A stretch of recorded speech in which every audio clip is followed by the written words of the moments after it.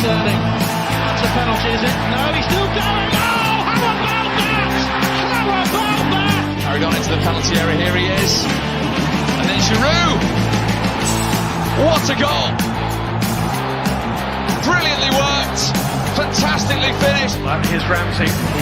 And Alexis Sanchez. Great footwork. 3-0. Liverpool blown away. A 3-goal, 8-minute Arsenal blast. For Alexis, blocked by Newcastle defender. Still not cleared. Wow, what a volley. Where others failed, Ozil has succeeded. Well done, Arteta. Fancy a bit here. Yes! Arsenal have their breakthrough. Mikel Arteta. They deserve it. Oh, they're behind again. It's amazing. It's Aaron Ramsey. That's the response of Arsenal. Andy Wobi, nicely done. Brilliantly done. Bayern Walcott. Sensational Arsenal goal. Is that a handball? No. Nothing the play can do. Great, what a goal! Arsenal have made it 3-0. Jack Wilshere with an absolute thunderbolt. Hello. Welcome to the Clock and Talk, an Arsenal podcast. I'm your host, Tez.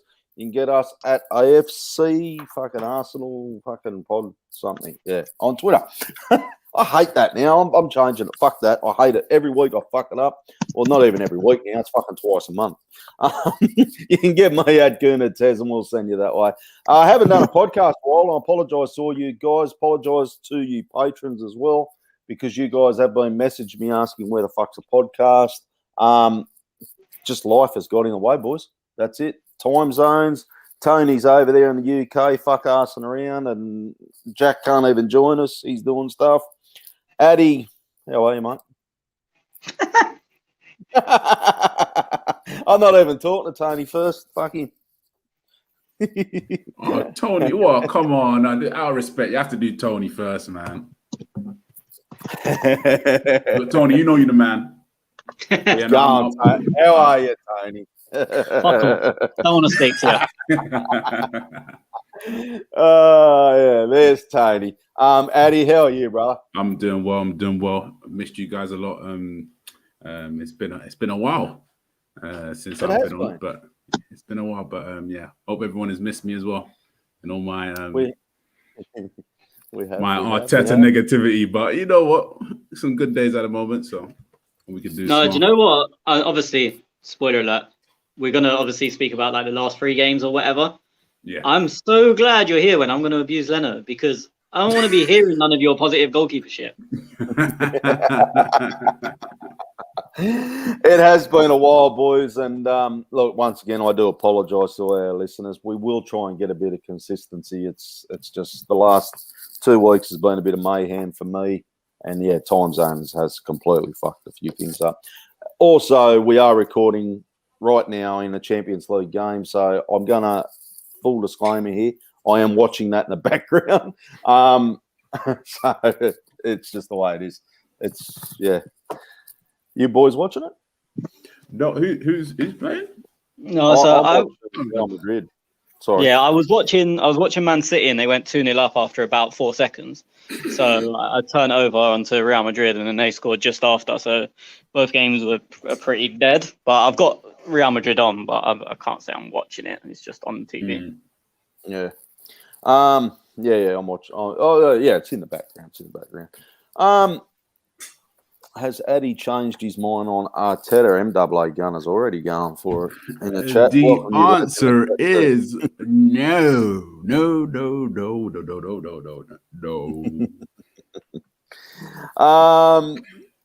I can't say, just before you start, I can't say I know Addy like too well, like we're best mates or whatever. We only know each other from on here.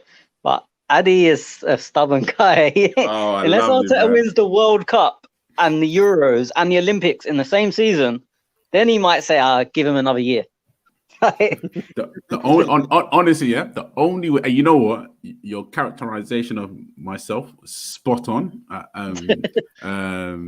Like literally, the only way Arteta saves his states this season is if he wins Europa League. If not, bon voyage for me. So he has the squad. I from the start of the season till now, I think he still has a strong squad that he can win the Europa League. So the ball's in his court, and that is it. I'm going to go back to Burnley 1, Arsenal 1. That's how long since we have done a podcast. I'll be honest, boys. This one I didn't do a podcast because I just didn't have fucking time to watch the game. You know, here in Australia, it's on at 3:30 a.m. So unless you're getting up at 3:30 a.m., you've got no problems in watching it because you've got no cunt ringing you, no cunt telling your scores and whatnot. I woke up at 6 a.m. ready to watch it, looked at my phone, boom, that fucks that. So I watched the highlights. I looked at a little mini match or something. That was about as far as I went, boys. But so I'm going to let you lads talk about this Burnley, Arsenal, Tony, and what happened. I'm not going to go into like team and all that because, frankly, I can't really remember it. I thought we looked really good going forward. We looked really good with the ball going forward. Scored very early, Nick Pope mistake, but we were making chances. Looked like a proper football team for me. Conceded a stupid goal, which, here's debate number 1 of the podcast, is obviously Xhaka's fault. Oh, wow, this is going to hurt both of you in one sentence. Sick. So, is Xhaka's fault, but Leno is an absolute scumbag. Like, he does it all the time, where he's just like, I've completed my pass, fuck you. Like, now it's your problem. So he's put Xhaka in a horrible position. Xhaka has to do better. I'm not saying I'm absolving Xhaka of any responsibility, but Xhaka's fucked up. Leno's absolutely fucked Xhaka up. And then Chris Wood scored off his hip. And then after that, it was always going to be a battle. I mean, we still should have gone on to 1. We had about 300 chances in the second half. Hit the post, had, for me, one of what should have been the clearest penalties I've ever seen, not given. Had a shot cleared off the line onto the bar that was given a penalty. That was never a penalty. The players didn't even know the rules. You see, who is it? Eric Peters said it was my shoulder. And Lacazette said to him, your shoulder's handballed. Like, it's a penalty. You're off. And Eric Peters' face actually dropped. Like, oh, fuck. Like, what have I done? And then VAR come back like, no, his shoulder is fine. Players don't know. Like, I don't know if Lacazette was saying it just to try and get him scared or if Lacazette genuinely thinks that's the rule. But you could see Peter's face go like, oh, shit. Like, I thought that was okay. Is it not? And you're like, how have we got a game where the players don't even know what they're doing? But yeah, then after that, we've hit the post. Aubameyang's missed an absolute sitter that no one spoke about because of the other chances we missed. Pepe's missed an absolute sitter that has been spoken about. Just chance after chance, and the ball just wouldn't go in. It's one of them. I came away from that game feeling horrible just because when you play well and don't win, it's annoying. I did feel like we played well and we shot ourselves in the foot with their goal, and then the ref absolutely fucked us with the penalty, in my opinion, and I think pretty much everyone that's ever watched a game of football's opinion. So, yeah, I just kind of felt disillusioned with football because it was like, I don't want to go on about refs and penalties all the time, but I don't know how you can look at that and think, yeah, no, that's not a penalty. I have no idea how anyone can think that. So, yeah, I just come away from that game pissed off. But I think I was more pissed off than I was when we was on our losing run in like late November, early December, because we actually played well and deserved to get something. When we were shit then, it was just like, oh, we were shit again. It kind of is what it is. But when you're good and don't win, I kind of think it hurts more. I'll go to you in a minute, Addy, on the game. Look, boys, I'm literally an outsider looking in. I'm listening to what I'm reading on Twitter. I'm listening to what the boys are talking in the Telegram chat. I'm now listening to you, Tony, and I'll listen to Addy in a minute. I'm on the outside thinking to myself, is it one of them games that was just unlucky? Things didn't go our way, Tony? I don't know, because how much do I believe in luck when you miss so many chances? You shoot yourself in the foot by giving them a goal. Look, you can. It's easy to say we're unlucky because we should have had a penalty. There's no, as I said, it's not even like a 50-50. Sometimes you get them, sometimes you don't. It's a 100% penalty. So if you say that, oh, okay, that's unlucky. But we missed the chances. The ref didn't miss the chances. Aubameyang is in the 6-yard box and he kicks it straight at the defender and everyone goes, good block. But he actually kicked it straight forward. If he'd have gone a yard left or a yard right, it goes in. And even if the defender, I think it was Ben Mee, didn't block it, it would have just rolled through to Nick Pope. So like that's an absolute sitter. Pepe's one was a cutback, I think, from KT. Easy, just run onto it, tap it in, goal. Like he completely miskicks the ball.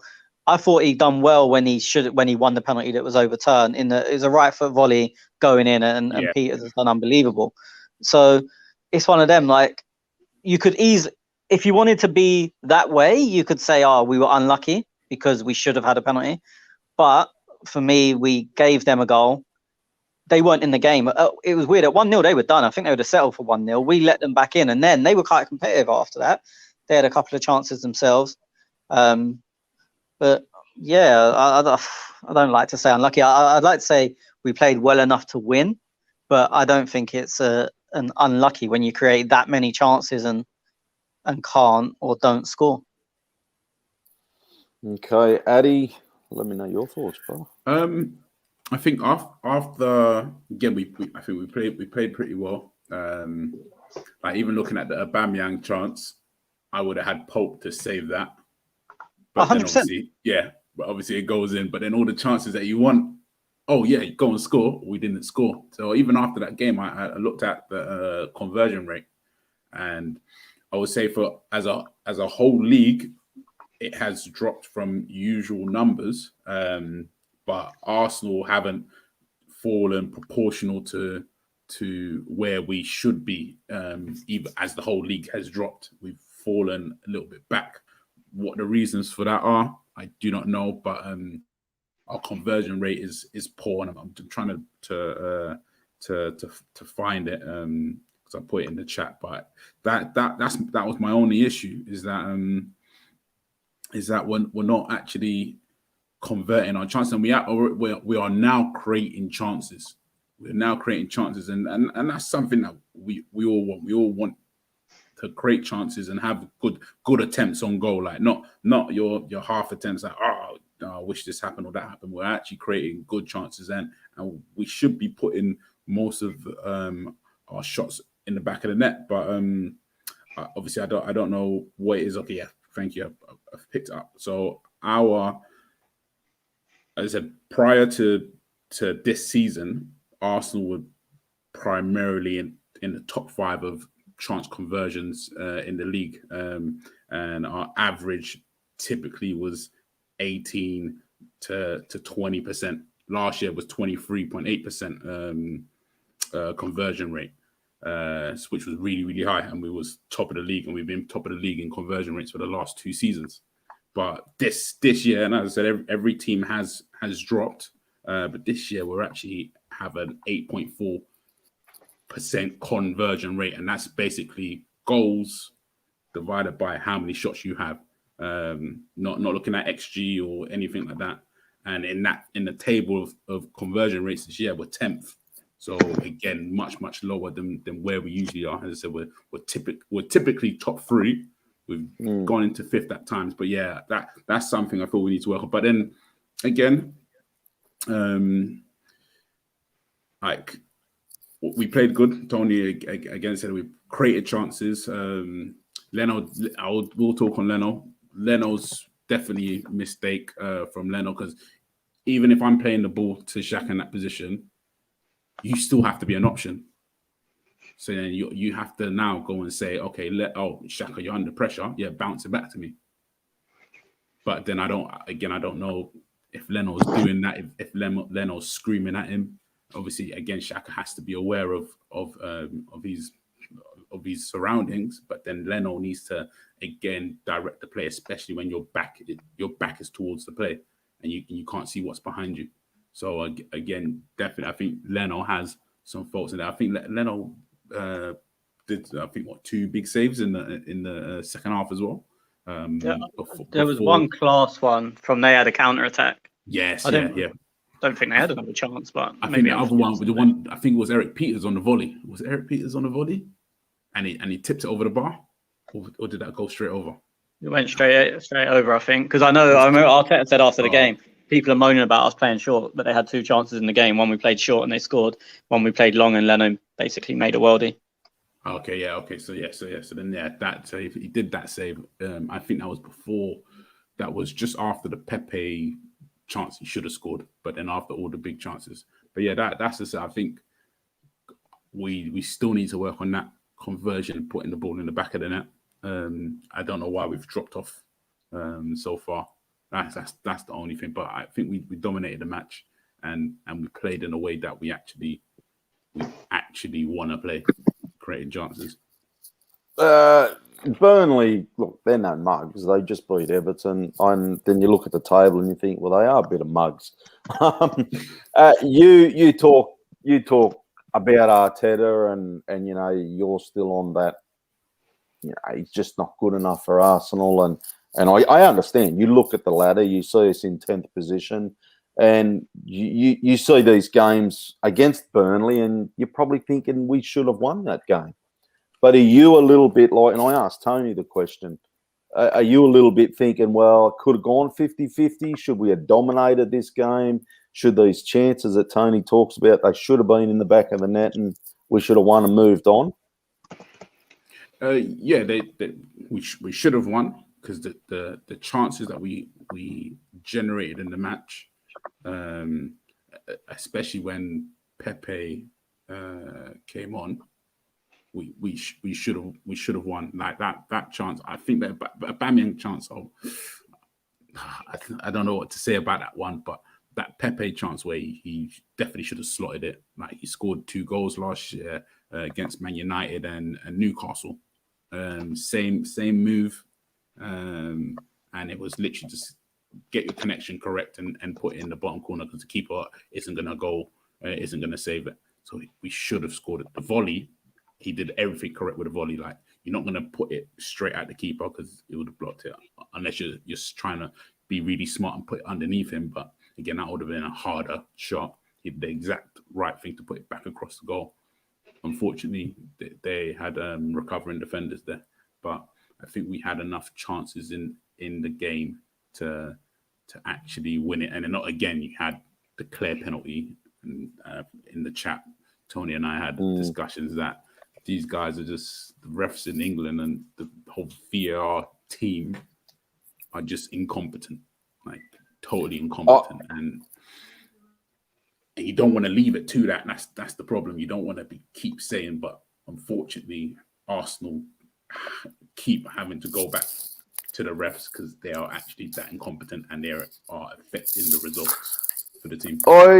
I said this, you know, when we knew this VAR was getting introduced, and I look back at, you know, what we have gone through in Australia, and I keep talking about, like, obviously the NRL was still trying to get things right. It's just one of them things. So, and most Aussie blokes who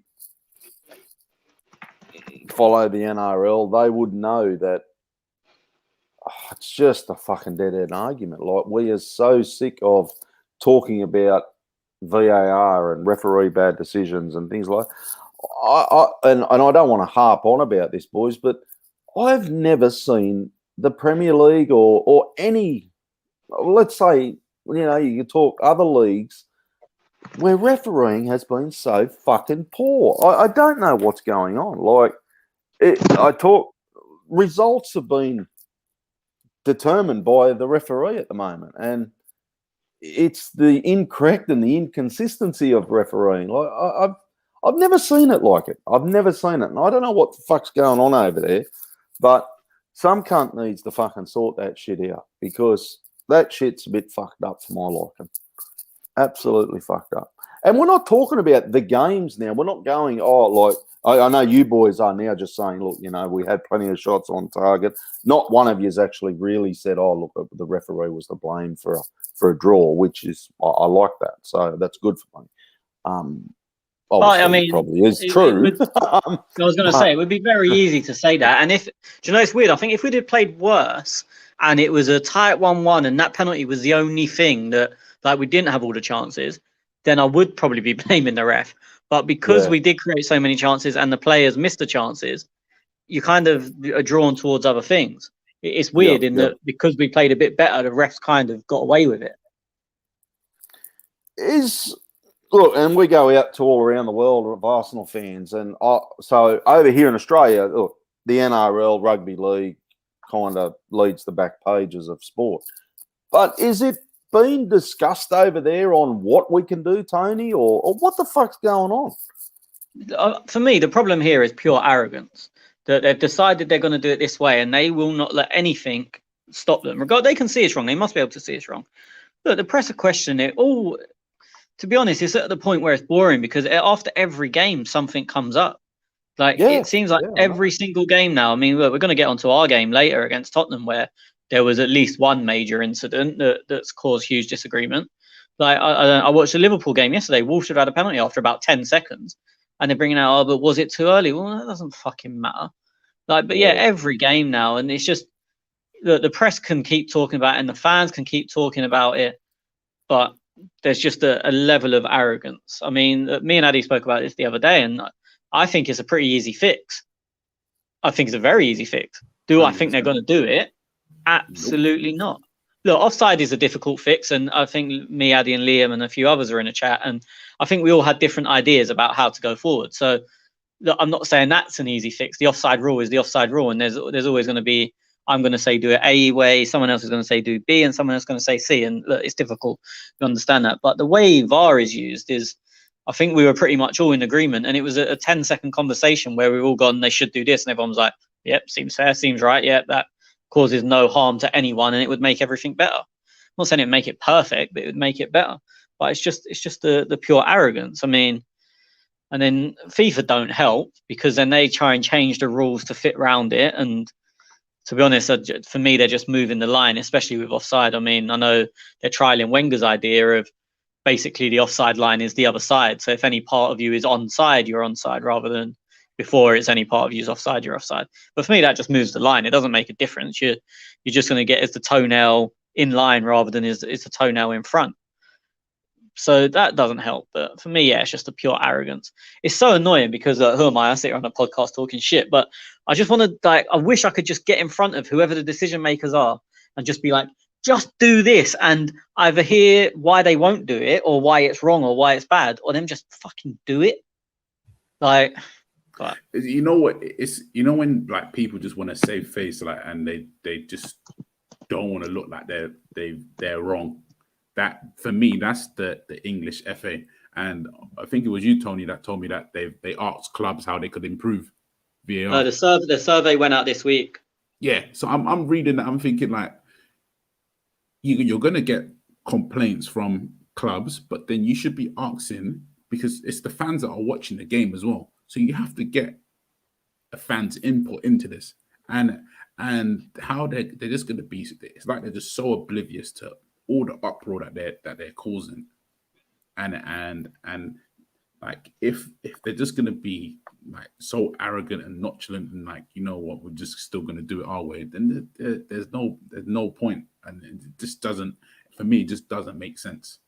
It doesn't make sense, and as Tony said, like there are easy fixes. There are a few easy fixes that they could do, but it's like again, they're just so blind to it. And when we play in Europe, you don't hear any big uproars. Obviously, like referees in the Champions League use it, but then again, if you look at all the big uproars in the Champions League, English referees and how they use VAR. I heard Tony talking there the other day. Sorry, Addy, to cut you off. No, you just reminded me.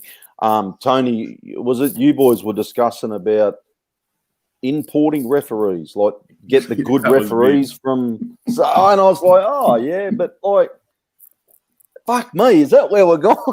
You know, I understand your point of view, but I'm like, I don't mind the old days where if you're offside, you're offside, right? Yeah, okay, we whinge about it for 5 seconds. Okay, we go, yeah, fuck, he was offside. Ref got that wrong, or linesman got that wrong. We move on. But now it's been hung up on it because the VAR are looking at it, and how the fuck they getting it wrong is, wow. Like, it's just wow. That's the problem, because I think someone was saying, oh, I wouldn't want somebody in a studio trying to draw straight lines on a screen to dictate whether someone's offside or onside. And obviously so many, whenever they're trying to go to the little millimeter to check if someone's off, that's not football anymore. It's fucking ridiculous. You're talking half a bee's dick. Like, that's where we're at. Is like I watched what was the game? It was last week sometime. And it was last week. It was. I think I know the one you're talking about. It was. Was it Tottenham game or was it not Wolves or Fulham? Anyway, it was like literally we're talking millimeters, right? And I'm thinking, if that camera is located just off angle, your millimeters going to be different from mine. And I'm like, where the fuck is this game going? Like, if some cunt's left nut sticking out of the top of his shorts and fucking he's offside. And I'm like, you're kidding me, aren't you? Fuck. Do you know what's like? I don't watch masses of European football anymore because there's so much English football on. In terms of, I mean, like domestic leagues. I don't really watch the Liga. I don't really watch Serie A, but I watch Europa League, Champions League, whatever. And in the Champions League, and I'm not sure if how this is in the domestic leagues, they tend to be like they don't scrutinize it as much. Like it's just kind of like, okay, we'll have a quick look, and if it's not clearly obvious, then we'll give whatever the ref decision. Like I've seen it happen in our games where things don't really look to have been checked to that same degree. I mean, I watched the Juventus Porto game. Yeah. Oh yeah. One of their goals, I still think it was offside. They didn't show a replay from a decent angle. They just kind of showed one replay that didn't show anything, and they're like, yeah, it was all right, like goal. And the thing is, in Europe as well, they don't show what the VAR's looking at, which I think's a bad thing, because I'm still sitting here a week later thinking I don't actually know if that goal was wrong. You don't know. That's but right. Yeah, they don't get the scrutiny because you don't see that. So it's kind of, what do you like? I would like, so in Europe they don't look down to the 1,000th millimeter, but then they also don't involve fans at all, whether that be on TV or in the ground. Whereas here in the ground they forget about you, but obviously that doesn't matter at the moment. But on TV they try and involve the fans.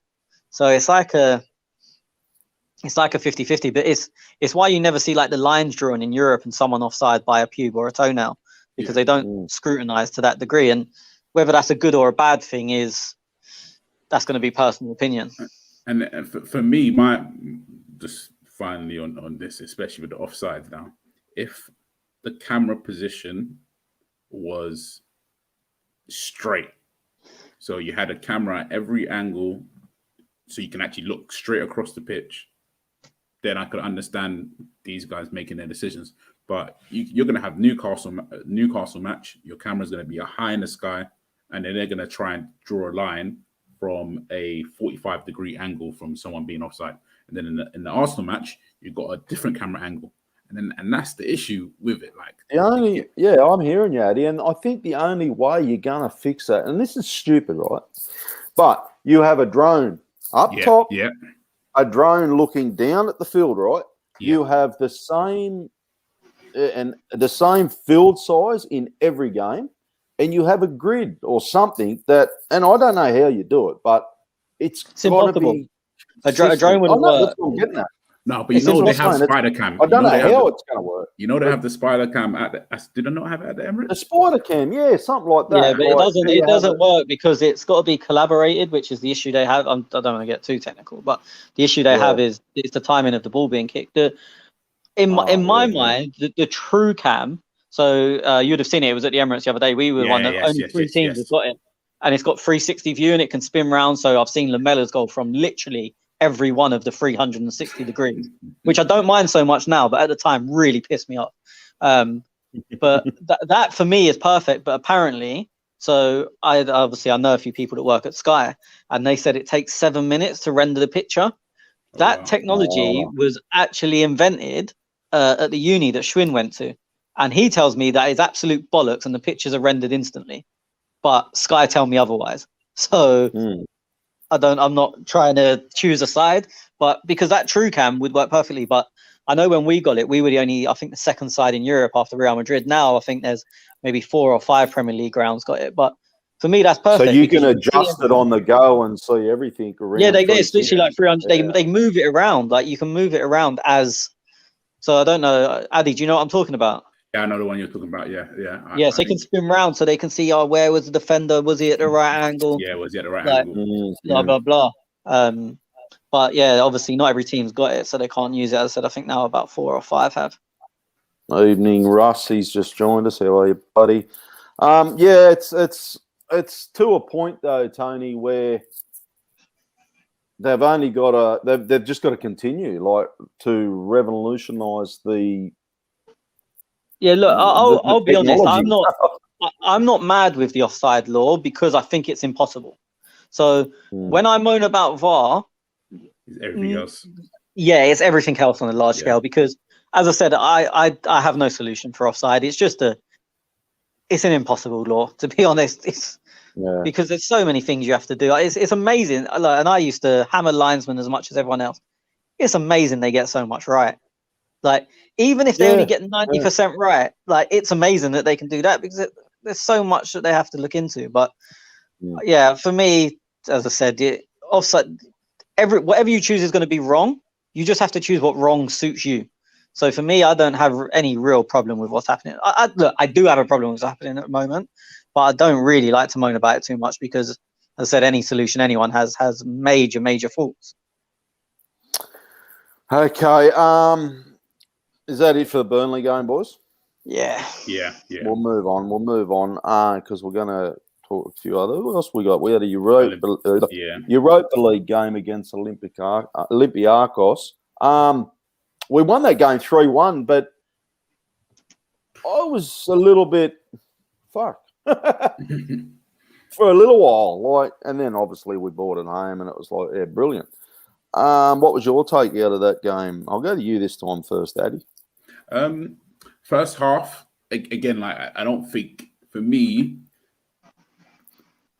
currently in world football, one of the best attacking fullbacks is Kieran Tierney, and credit to Arteta, we have a system that actually utilizes his potential. Because again, the same chance that Pepe had in the Burnley game, the same opportunity was created for Odegaard in that game. The same opportunity created for Odegaard in the Spurs game. So he's we're utilizing KT to hit his pinnacle, and he's very efficient in what he does. We dominated in the first half. Again, it goes back to our chance conversion because the game could have been finished in that first half. But then I was expecting Olympiacos to try and nullify what we're doing, and fair play to them. They stopped us playing in that second half. Again, obviously, I don't think we should have conceded. And looking at the goal, for me, Leno has a part to play. Ceballos has a part to play. I think, imagine if it was Partey in that position, Partey wouldn't have turned that way. Partey actually would have held the ball and either played it backwards. But Leno's position was poor. The pass was poor. It should never have gone into Ceballos as a goalkeeper. And obviously, we play out from the back as well. That ball was never going there. The best pass was to David Luiz. If you weren't going to go to David Luiz, then you go to Gabriel. But obviously, we turned it around. Great goal from Gabriel.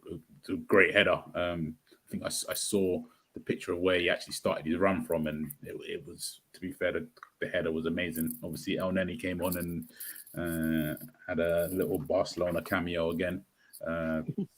But yeah, it was frustrating because we just put ourselves into trouble, and you can see that end of the first half as well. David Luiz had a little nightmare and to be fair, they should have squared it and gone in 1-1, but the guy went on his own. But yeah, you just have those little bits of Arsenal where we lack concentration, and obviously having it in 2 games in a row, the Burnley and then the Olympiacos match, it's just so annoying. Tony, I went to you last because I want to get your take as well on Gabriel and Odegaard.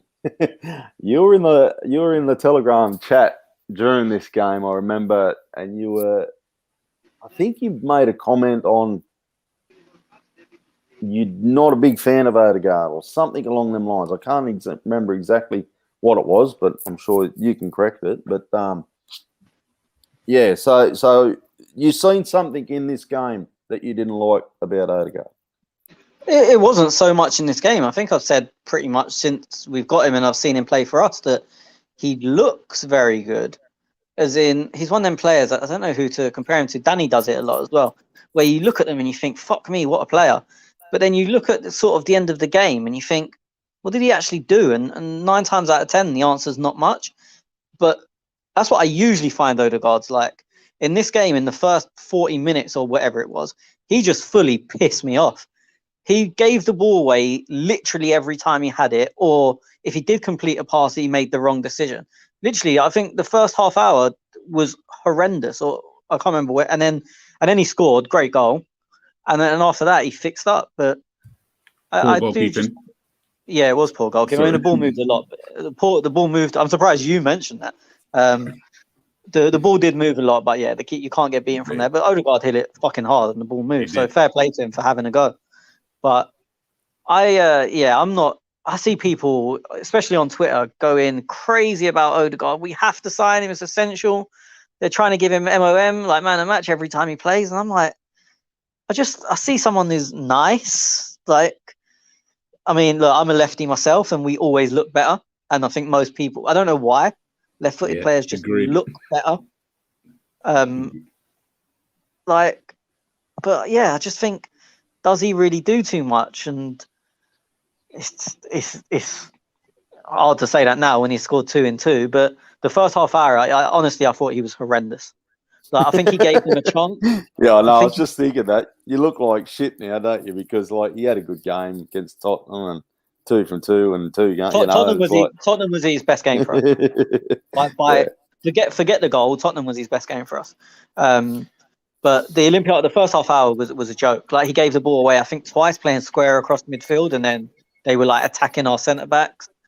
And yeah, as I said, he fixed up after that. But I don't know if it's like the case of a shiny new toy and people don't want to mention it. But he's escaping criticism at the moment. And I'm not saying we should go in and hammer him, but I'm one of these people. Look, everyone knows what I'm like. If I think someone's played bad, I'll say it. I don't care who it is. But people just seem to not want to realise that at the moment. Gabriel, again, he's had 2 good games, and the header's insane. Like, the header is crazy. I fucking pissed myself laughing with that. When I seen you criticise and then he gets a goal, I thought, oh. But I get where you're coming from. He can't defend, but he can attack really well. I think he's a good athlete. I don't think he's the best defender. I don't think he's the best natural defender. I also think he's a little bit brain dead. Maybe that will come. Maybe it won't. And yeah, it is what it is. Again, I thought he was quite good on the weekend, but he just done little things like just after. I know we're going to get onto it, so I won't go too deep into it. But just after the red card, we have the opportunity to knock the ball out. He's got the ball in the edge of our own area and just pings it off sideways for a throw on. And then Partey gave the ball away 2 seconds later, and now suddenly we're under pressure for the rest of the game. Where if you keep the ball for 2 minutes, then the game's done, because they're like, fuck this, chasing the ball. We've got 10 men. Suddenly, you've given the ball back 20 yards out twice in 2 minutes, and they're like, fuck, this game was on, let's go. Like, just little things like that. But yeah, look, I can't really knock him for the last 2 games. I just think he does stupid things at times, and he done it actually. Did he get booked for it against Olympiacos? Where my main problem with him is he tries to win the ball for no reason on the halfway line. He does it all the time, and I think he got booked doing it against Olympiacos. Like, there's no danger, everyone's there, there's no space in behind, but he just steams in. He either gets booked and he got sent off for it against Southampton, or gets turned and they play one ball in behind, and then Luiz in general isn't quick enough and we're in trouble. So look, there are aspects he can improve, but again, he's another one that I see people telling me all the time, he's our best defender, he's world class, what a signing. And look, for the 20-odd million I think it was we paid, I'm not saying he's a bad signing. I just think people are going massively over the top about him. He could be unreal, and he's not bad, but he's nowhere near the level I see Arsenal fans talking about. Yeah, look, Addy, one of them that in this game, look, we got 3 goals, obviously, in the last 20 minutes of the game. I'm a betting man, and I haven't had a bet on Arsenal, I don't think, this season, because they are so inconsistent. They're no mugs, Olympiacos. Like, they're leading their league, and they're a pretty good team. Like, I don't know what they'd go like in the Premier League, or well, they just got beat by Arsenal in the Europa League. But like they're no mugs. But were you a little bit concerned at this? And I'm just trying to pick your brain a little bit on this Arteta thing, because for me, probably the first half, I'm thinking, fucking hell, what is going on? And then you start to think, is Arteta trying to play, his little dumb tactics again? And we just seem to be going wide, running the ball up the flanks into Aubameyang and hope for the best that we score, or a Gabriel header or something like that. That just seemed to me like it was the only tactic that we have. That's the only tactic we have in Arteta's playbook. I know I don't see much else. I really don't. Like, I'm not saying it's a bad thing, but fuck. that is still one of my my criticism. I don't think we don't link up well, and we don't combine as well in the middle of the pitch. Again, we combine to get wide to KT really well. And again, obviously, I do think we had chances. I think, was it Aubameyang had chances. I'm not sure if Saka had a chance. To be fair, I can't remember that first half. I remember the second half was a little bit better, but then, that is one of my criticisms. Again, that I'll have of Arteta, is just how we combine and create other chances in different areas of the pitch. I think KT is a huge outlet for creating chances, but it's just building chances through other avenues. But then again, going into this game, did you think we're going to lose this game? Like, no.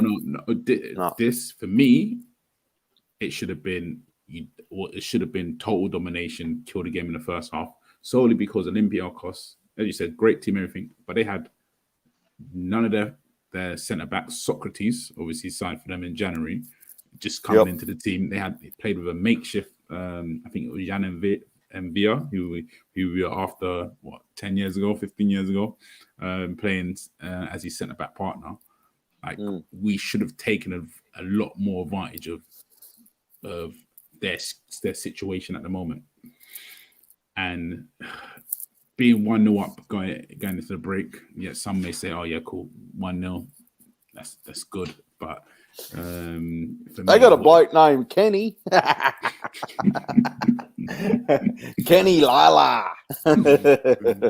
Oh, fucking hell. That's it. But again, 3-1. I'm happy that it wasn't just a 2-1 victory, because of obviously what happened last year. That one goal difference. Obviously, they would have to score 2 at the Emirates, but I don't know where we're actually playing. The second leg, the Emirates. But it is at Emirates. Yeah. Oh, okay, perfect. So they would have had to score 2, but then obviously they have to score 3 it's now. Good, but good. yeah, are you now? Happy. I'm a little bit worried. Yeah, I'm happy too. But going into that second leg, now I'm wondering whether we'll talk about it now. But like, are you thinking like we're up 3-1? That's not a massive lead. Okay, I know we're at home, but if he plays a B team, no. He has to put all his. For me, he has to put all. Yeah, he has to put all his eggs in this basket. He's not going to get anything from the league, from my point of view. So we've got Thursday, Sunday, and then 2 weeks off. So it's not it's not a factor. And for me, where I would say Arteta needs to change a bit is that they need to attack. Olympiacos aren't gonna sit in, and trying to play a bit more of a counter-attacking football to kill them on the break. Just something different to what we've been doing would work wonders, because they have to attack. If they want to stay in a competition, they have to score 3 goals. So they're going to be susceptible to that fast break, and we've got the players that can actually do it. So it's just understanding what tactics we're going to use, what philosophy we're going to use, and not to just keep us as exposed by trying to commit so many players forward earlier on in the game. Let's see what they have. let's see if they come out. If they do come out, then let's exploit the space behind. But that would be my tactic going into the game. Okay, let's move on to. I'm just thinking because I just can I just say a couple of things about that game? Yep. First of all, Addy said Leno had a part to play in their goal. 100%. A part? The guy won leading man at the Oscar. Like a part. What? Okay. Yeah, a part being about 99% of it. How I put it was 95% Leno and 5%. Yeah. I would put it about the same. But when you said they both played a part, you're right. They did both play a part, but they're not equal. They're not the same. Agreed. The other thing, I think you've been a bit harsh, both of you, saying, "Oh, we just went down the wing." I mean, the Aubameyang header is an absolute worldie save from their keeper. If it doesn't deflect, it goes in, and that was nothing to do with get it out wide to KT. It actually came from the other side. The goal, okay, you can say it was a long range and keeper mistake, but nothing like that kind of play. And of course, we're going to use KT a lot. He's very good at it. And what I just started to understand why he plays Willian, because Willian goes inside and it leaves KT one-on-one, and I back KT one-on-one against pretty much everyone. Anyway, yeah. I mean, him against Wan-Bissaka would be half interesting, because for me, Wan-Bissaka is the best defensive right back in the league. But beyond that, you'd back KT. So, yeah, okay, maybe you could say we overutilize it, but we get extra bodies in the middle, which makes it hard to break us down through the middle. It means we keep the ball quite well, and then we get a great attacking outlet from getting someone one-on-one. And Smith Rowe done it excellently on Sunday as well. And I find Smith Rowe very hit and miss on the left. I think if teams drag him back, he doesn't look too great. And I would prefer him at 10, and I think he's much better than Odegaard. I don't even think it's close. And to be honest, I like that people are going on about this generational talent coming from Real Madrid. And for me, I think Smith Rowe's levels ahead, younger, and ours. But go on, already. Oh, no, I was going to say, look, I actually, as much as I rate Smith Rowe. Obviously, my thing was his injuries and being able to consistently play. And to be fair, he proved that to be this year. But I do think Odegaard is just that step up, only in the sense that he shoots more. I think if Smith Rowe shot more, and to be fair, that shot from that hit the crossbar against Spurs was amazing. I think he just needs to do that more. And I think but that's just a nasty side to him. Other than that, I think he's too. But obviously, I've watched him a lot for years, which is why I was always banging on about him. When he was under 23s, under 21s, I think it might have even been at the time, he was the greediest guy on earth because he knew he was better than everyone else. I think at the moment he's still got that bit of usefulness, and he's super efficient. Like I think they said the other day, I don't care about these stats, but his pass completion was 97% for a fucking attacking winger, is a crazy number. Like he's just being tidy at the moment. Look, I'm not gonna. Odegaard is a better technician for sure. Like we'll keep the ball better. We'll probably play them slide rule balls better, but he just doesn't impact for me doesn't impact the game as much. And Smith Rowe finds them great spaces, in between spaces, but breaks the lines. He's excellent on the half turn, whereas Odegaard's more face in play. He's not going to beat a man really. But yeah, as I said, for me, Smith Rowe on the left is it depends what you're going to get on the day, and it worked perfectly against Tottenham, and it allowed KT to get the one-on-one. But we've seen it other times where it hasn't worked so well because Smith Rowe's been dragged back the other way. But yeah, just that Olympiacos game and then maybe a couple of games before it, I kind of really saw what he sees in Willian. Even as I said, and sometimes it's even if Willian doesn't directly impact the game himself. And I know he got assists in both of the games we just spoke about, Burnley and Olympiacos. But I kind of think in a sense he's not overly there for that. He's there to provide that technically secure extra body in the middle when he drifts in, and it leaves a space for KT to be one-on-one. And look, I'm not saying that now that makes Willian the best player on earth and he should be starting and blah, blah, blah. I just really saw why he was there, which at times earlier in the season, I think all of us were looking at him thinking, why is this guy here? Like, what is he doing? Okay. I don't mind Odegaard, so I'm quite happy. I don't dislike him. I don't. I like him. I like him. You're a bit fucking. You're just a miserable cunt, aren't you? You know what? I thought it was going to be the end. You're just worried. No. Wait up, Addy. Wait up. I haven't finished. I know what. I know why Tony's worried. It just clicked to me right now. You know why, don't you? He's golden boy Smith Rowe. Odegaard might force Smith Rowe out. I mean, he won't. I couldn't care less. Whoever does the best for Arsenal does the best for Arsenal, but it's just not as good. And look, one's 3 years younger than ours. I know what one I'd prioritise. Don't get nasty now. I'm just going to touch on a couple of comments coming through. We're talking about referees earlier. MWA Gunner said the linesmen in the Europa League were very good. I've had no complaints. It's funny, I've had no complaints in. Obviously, we've been watching Champions League football, but I'm not really supporting any team there. But maybe that's why I haven't watched the refereeing. But I've had no complaints there, or I've had none really in Europa League, lads. I don't know about you boys, but nothing stands out like a sore thumb. Where the Premier League just but it's because they don't. It's because they don't show stuff though. Like who is it? Aubameyang scored and had a goal disallowed against Benfica, and they just didn't really show them. And I wouldn't have been surprised if his goal was offside, and I wouldn't have been surprised if the other one wasn't. As I said, the Chiesa, I can't remember if it's his first or second goal in the Juve game, just looked a mile offside, and they just don't show the replay. So then when they say, "Oh, it wasn't offside," okay, they must have looked. To be fair, that Chiesa goal wasn't offside. Morata was offside in front of him, but he didn't touch it. But then it's just the one where it's a long ball to Ronaldo and he set it back, and then Chiesa pull it top bins. The other one you're talking about, he wasn't offside. You're talking about the header. Yeah. The other one, it was a straight long ball, and Ronaldo looked offside. Look, I don't know if he was or not, but it looked pretty clear. Yeah. And because they didn't put the line up, you're like, they don't show it at all. They don't show it at all. Because you know what it is. Yeah, I think with them, it's a thing where they still leave the call in the referee's hand, and then if it's like a real obvious error, then yeah, and as you said, Tony, because they don't show it, there's no commotion to say, oh my gosh, this and oh my gosh, that.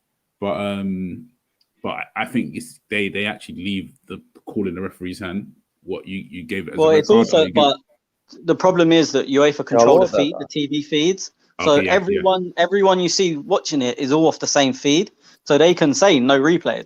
Whereas the Premier League, it's whoever the broadcaster is controls the feed. So if the Premier League done that, then Sky, you know what Sky are shitbags as well. BT as well, all of them are shitbags. Because if they done that, within 2 seconds, Sky would have a replay up showing, he was offside. And then we go, do you know what I mean? This is why I don't like to moan about the offside, because they're just like, you know what I mean? We'll always find a way. But the reason they can get away with that in Europe is UEFA in the feed. Since we're talking Champions League, Europa League, I feel sorry. Just take a deep breath, boys, for the Aussies, because next year we're going to have Optus to watch the Premier League, $15 a month.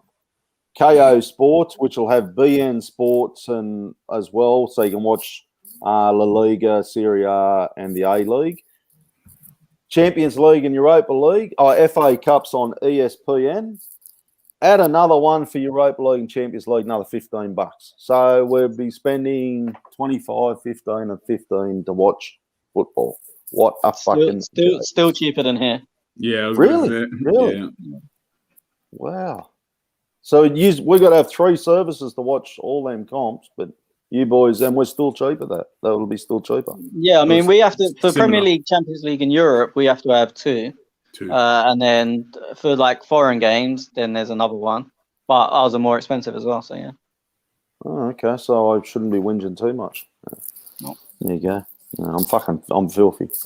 Oh, we've also got Amazon as well, which shows. Yeah, I was going to say, we've got like 4 or 5 services for different things. What do they show? Premier League. They show very rarely. Around Christmas, though, they usually grab the Christmas fixtures.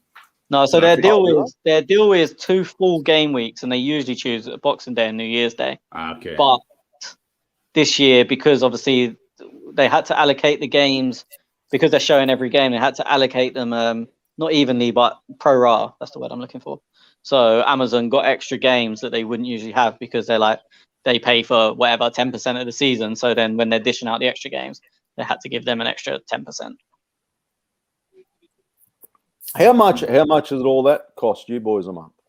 So obviously I used to work for Sky. So Sky Sports is £20 a month, but you have to have basic Sky, which is also £20 a month. Bucks. Yeah, but you have to have basic Sky. So BT Sports, I think 25 in HD, and Amazon is Prime, which is like £8 a month. But obviously you get all the Amazon about $80 a month for you boys, round about. And that's without, you don't get La Liga or Serie A. Yeah, you get Bundesliga. On BT, yeah, but you don't get so then there's another channel, what's it called, I had it for a bit, Premier Sports, that's La Liga, that's La Liga and Serie A. Do they still have that? Wasn't it BT Sports doing like per game, and it was some ridiculous amount of money? Now TV. Yeah, everyone was doing that. I think that was a league thing. That was a league decision, not a TV decision. So that was, instead of every game being on, the TVs would pick their normal 5 games, and then every other game was pay-per-view. With pay-per-view, yeah. When's the rights up again? I don't know. No, it doesn't matter. Sky will always win them. Yeah, okay.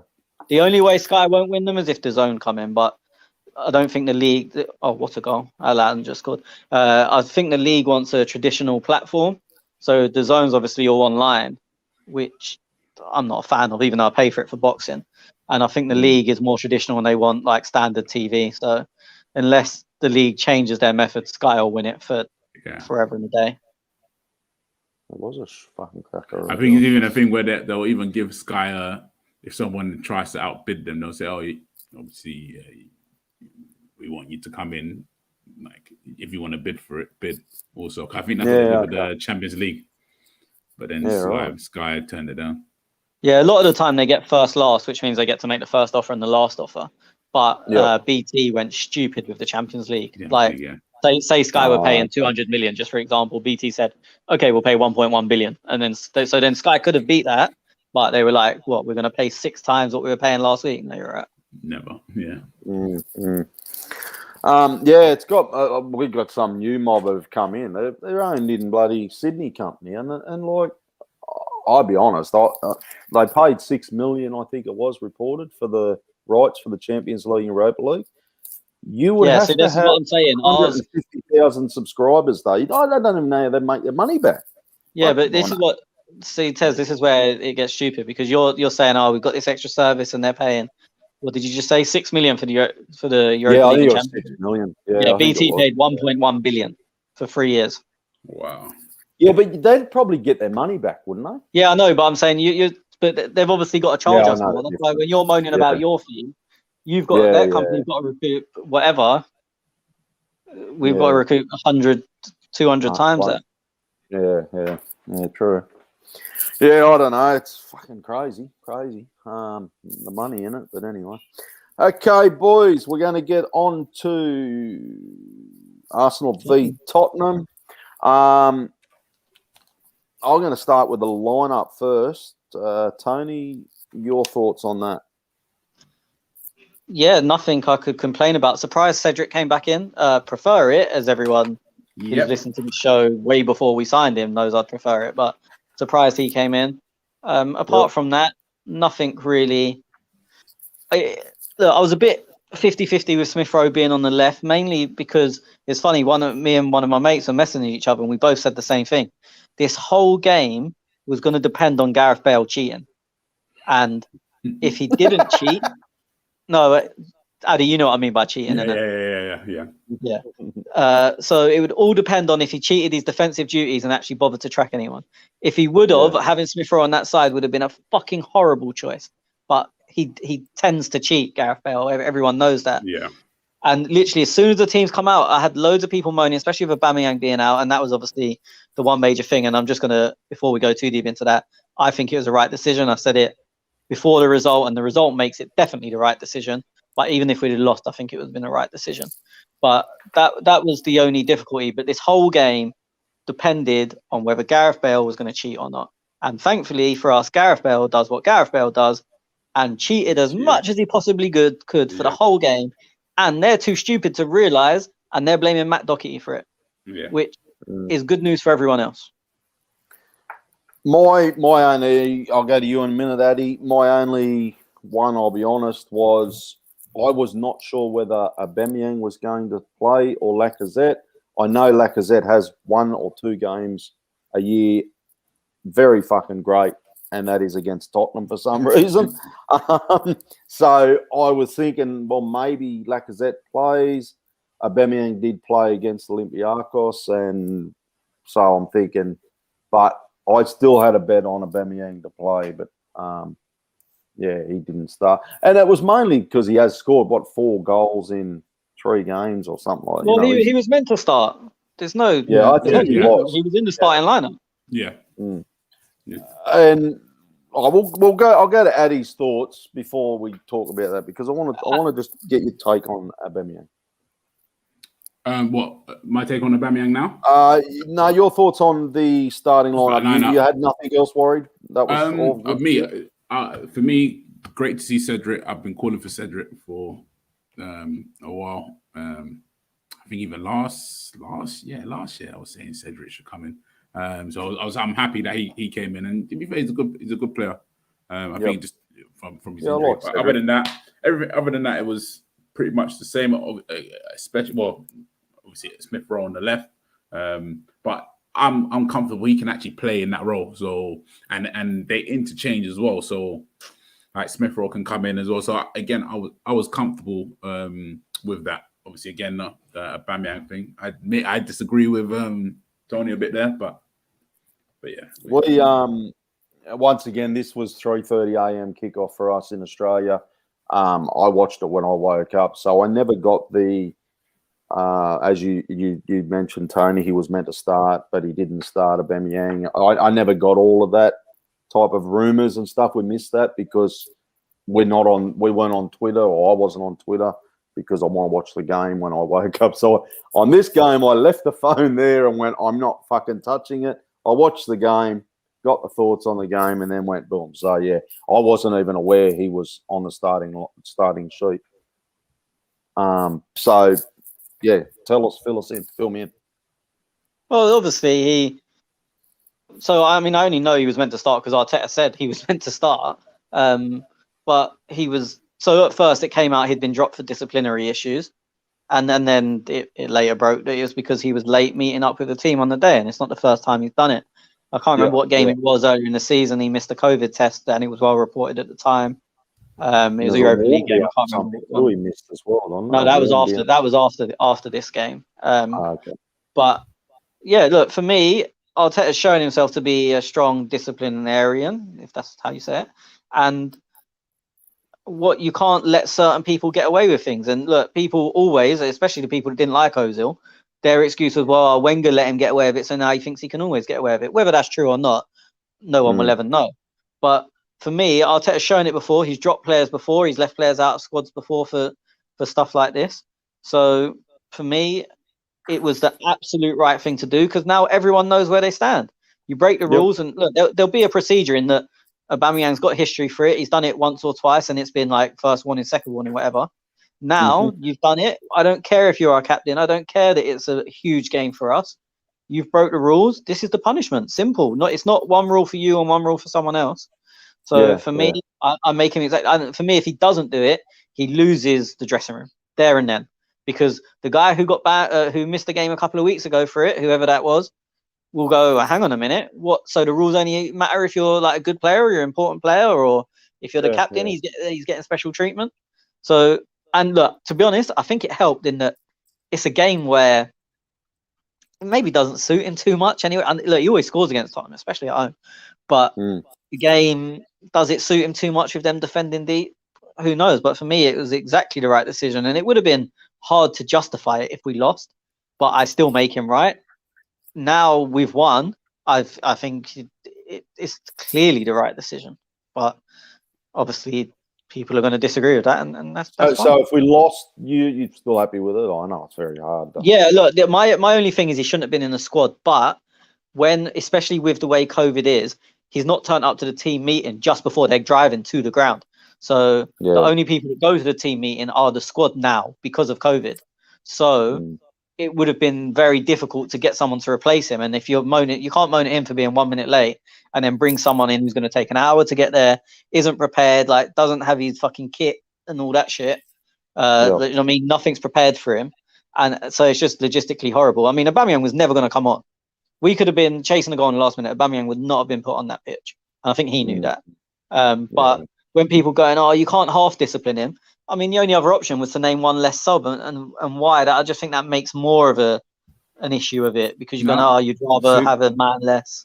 But for me, no, see that's where it is with me. Yeah, if you are going to punish him, then like don't. For me, I thought it was half-hearted. Cool, you dropped him. Cool, but then if we were, me personally, if we were 2-1 down, Aubameyang's coming on. For me, if we were 2-1 down, Aubameyang's coming on. So your thoughts are, I want to go for the win. I don't care. Like, is that what you mean? I think Arteta's. No, I think if we were actually 2-1 down, Arteta will be thinking, Aubameyang, strip off. You're coming on the pitch, 100%. For me, I think there's zero chance. Like, he barely warmed up. When he did, he just trudged down the touchline. As I said, he didn't warm down. He went home straight after. Yeah, no, he went home straight after. I think he knew. I think he knew that he wasn't coming on. So his actions, like even sitting on the bench, they're going to him, and he wasn't like a cheerleader. He wasn't involved in the game. Yeah. No. For me, as I said, for me, that game could have been absolutely any score. He was not getting on that pitch. Like, I just think body language, I could be wrong. Neither of us know, right? So you've got mine, but everything I saw from both him and Arteta, like body language, even the way the other players were. Like, you think when Lacazette scored that penalty, Aubameyang, usually they'll be running to do some form of handshake. Like, Aubameyang could be having a shit. If he heard Lacazette scored, he's coming out. You know that. Like, that's the. Obviously, I'm not going over the top, but you know what them two are like. Aubameyang is sitting in the stands, like, just didn't move. Like, he knew. He's been disciplined. He wasn't happy with it. There was no way he was coming to the pitch. And I see where Addy's coming from, because like, is the win more important than disciplining one player because he was 5 minutes late or whatever it is, right? I don't know. For me, yes it is, because I don't care if you're okay. Look at Barcelona now with Messi. He chucks his fucking toys out of the fucking pram every single time. Like, he is a player who obviously you would not and could not discipline. He is Barcelona. So for me, I'm with Arteta on this. I think, mate, you're the manager. You're the bloke in charge. You can't have one rule for this bloke and one rule for that bloke, because then you're whinging later. Oh, we got a rift in the change room, or you know, we're the team's not. They're just not working together. Like, at the moment, you have one player who got disciplined. He can throw his toys out of the pram as much as he wants. At the end of the day, you're not fucking playing. You can go and whinge to any other country. Like, these blokes are human, right? So he's probably just thinking, oh, well, look, I fucked up, cop me punishment, let's move on. I like that better than the other scenario of, oh, you play because you're our best player, but then you've got, you know, this bloke down the back. He's Gabriel, the young bloke. He's whinging because, you know, he was out on the grog with his mates on the weekend, and so he's like, yeah, no, I'm all for it. I'm all for it. Like, I don't think it's a matter of not discipline. You have to discipline these blokes. See that, and this is the thing. Yeah, I agree with that. Obviously, me personally, I feel initially, cool. You solve what you need to solve in house. He still starts. That was me initially. Cool. You said Aubameyang's not in the team. For me, you take him out of the squad, and you take him out of the squad so it doesn't distract from anything else.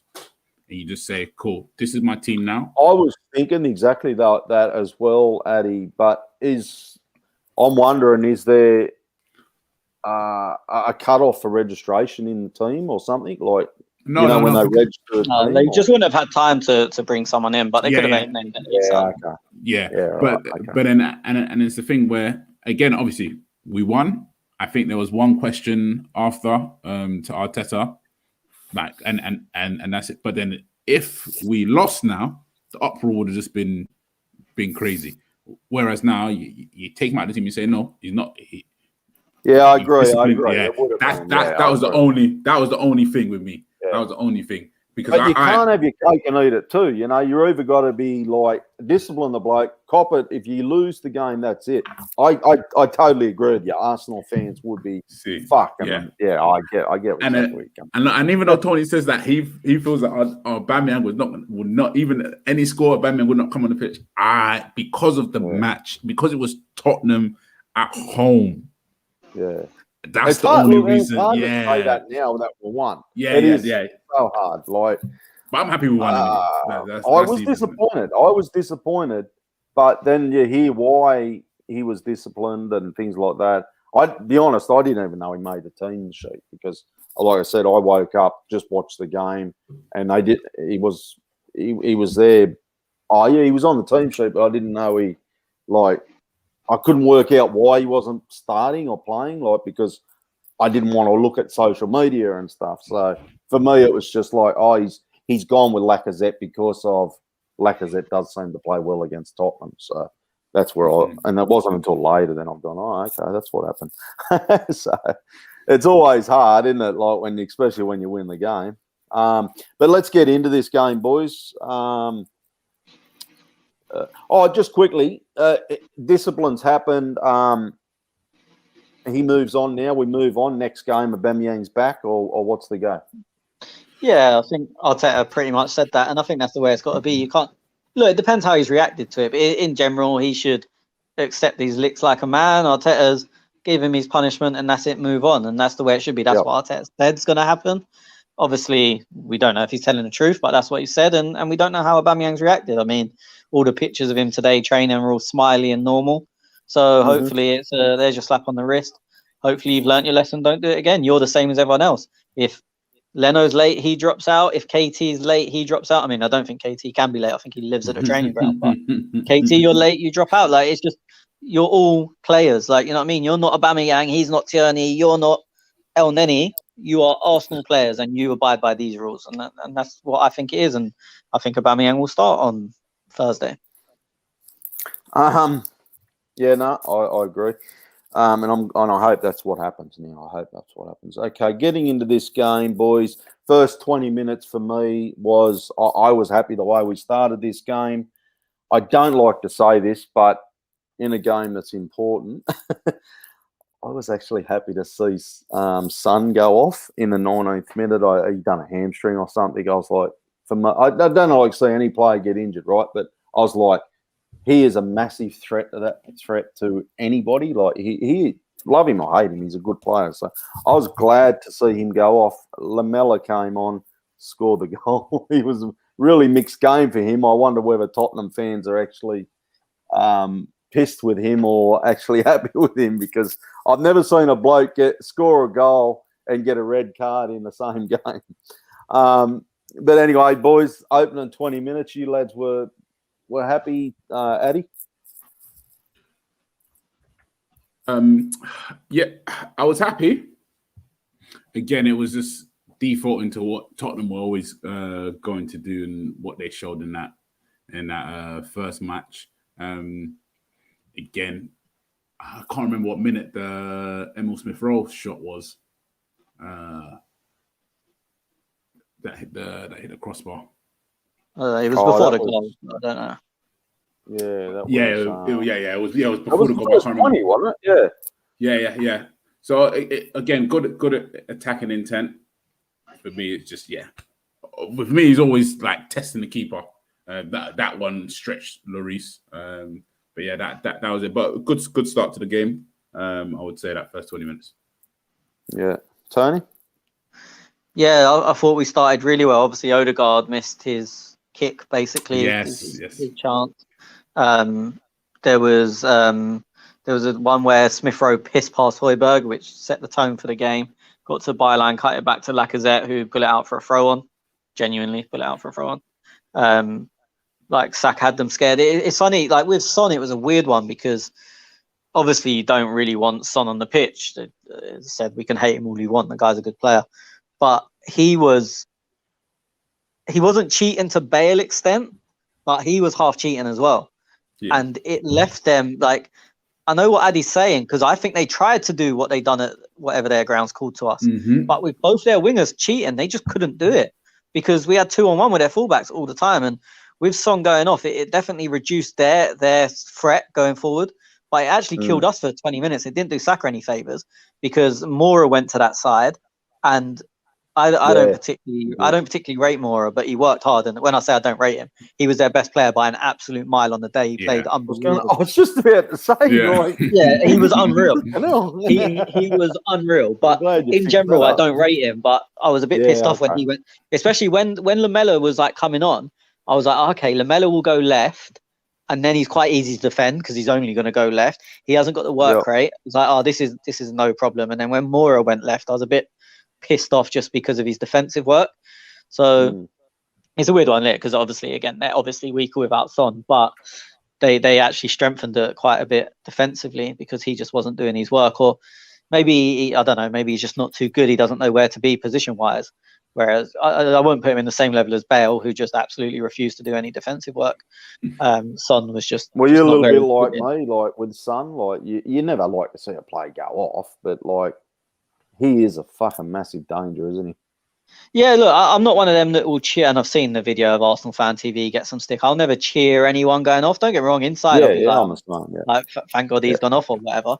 But as I said, it was a bit, not bittersweet, but as I said, it was a bit like, they're gonna lose a lot offensively, but gain a bit defensively. So it wasn't as big as usually Son going off the pitch would be for me.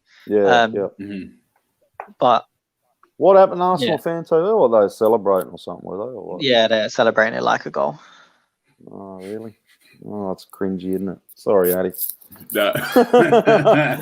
That's just so cringy. No. Fucking hell. Like, wow. I was like, I'm like, cool. This is like to myself. I'm sitting on the lounge on my own going at 6 o'clock in the morning. This is fucking great for us because I'm like, fuck, he's a massive danger. I don't care what anyone says. Harry Kane and him are just,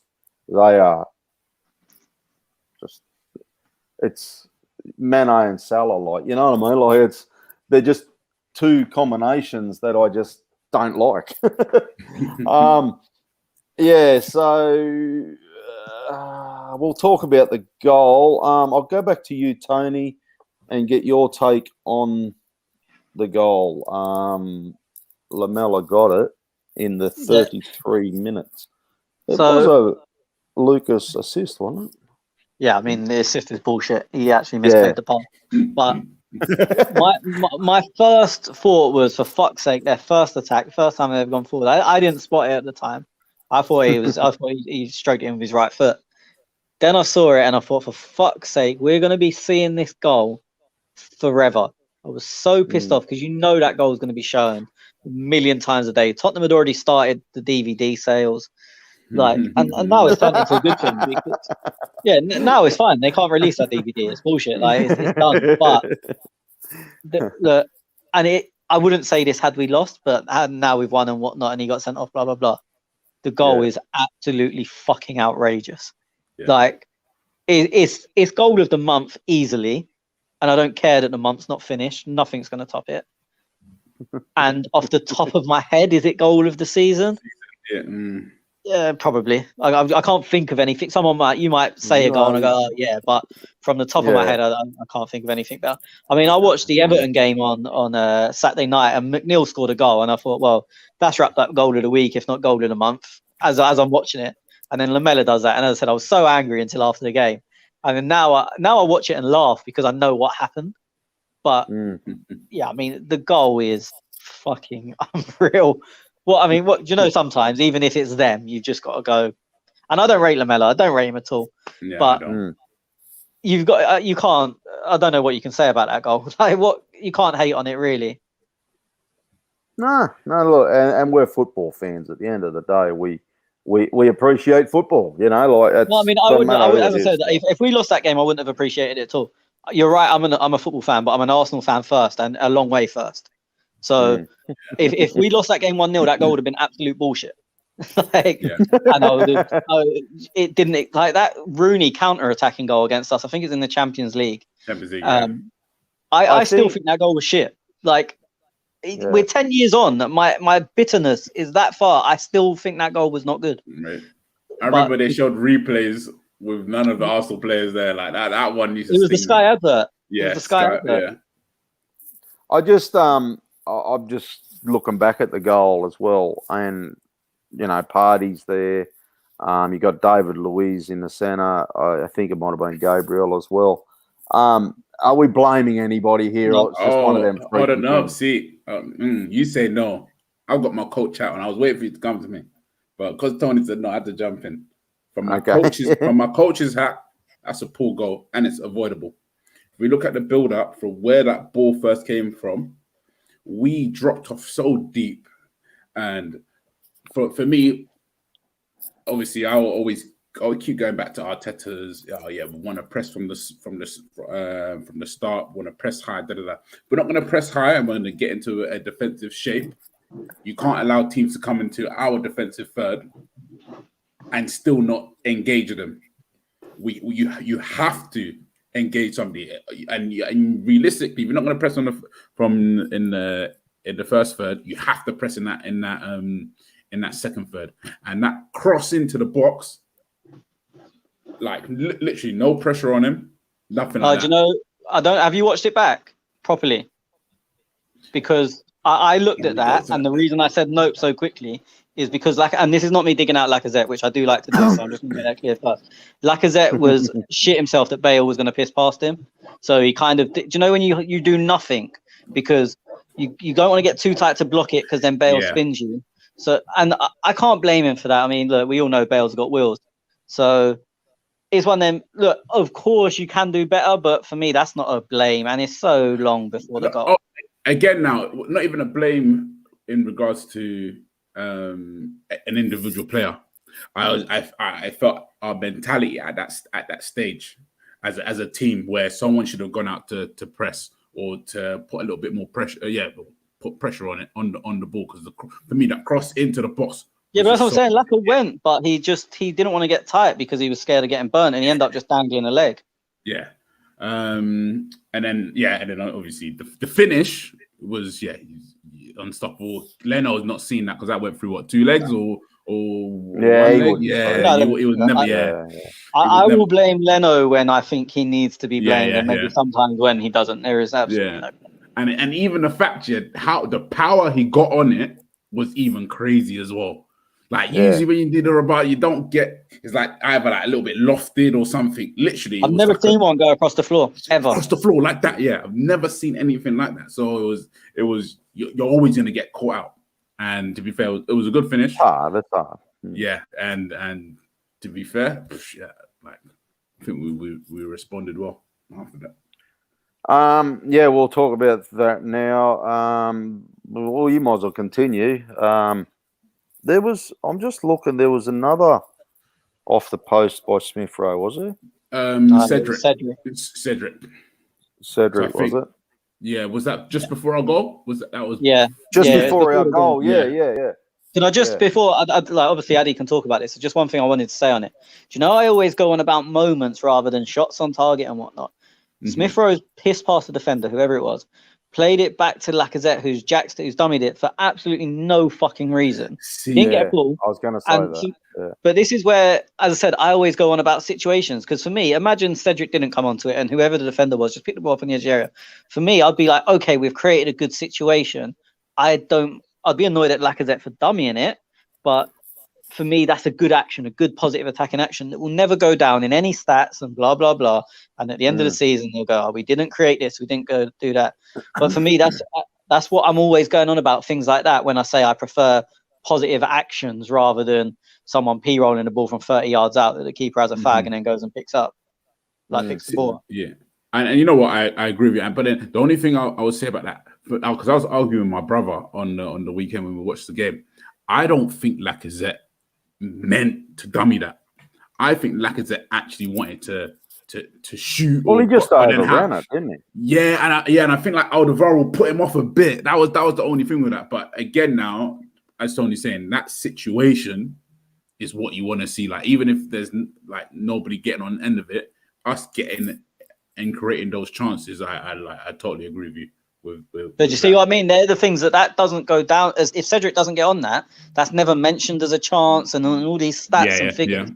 It's what I feel like I go on about this all the time, and that was just a perfect example. Even as I was watching it, I was like, okay, like if we do that 100 times, I'm happy. Like get to them areas and them situations. Right? Because we've had games early in the season where we've got in them positions, but we've had no shots on target, and at the end of the game, people go, "Oh, we didn't create anything." And I'm like, "No, you're wrong. We created loads. We didn't turn them into anything," which in itself is a problem. But I think a lot of times early in the season, the creativity wasn't the problem. But because the actions didn't end in a shot, so it wasn't registered in any stats, and people that maybe don't remember the game fully, they look at the numbers and they go, "Oh, no shots on target. What the fuck?"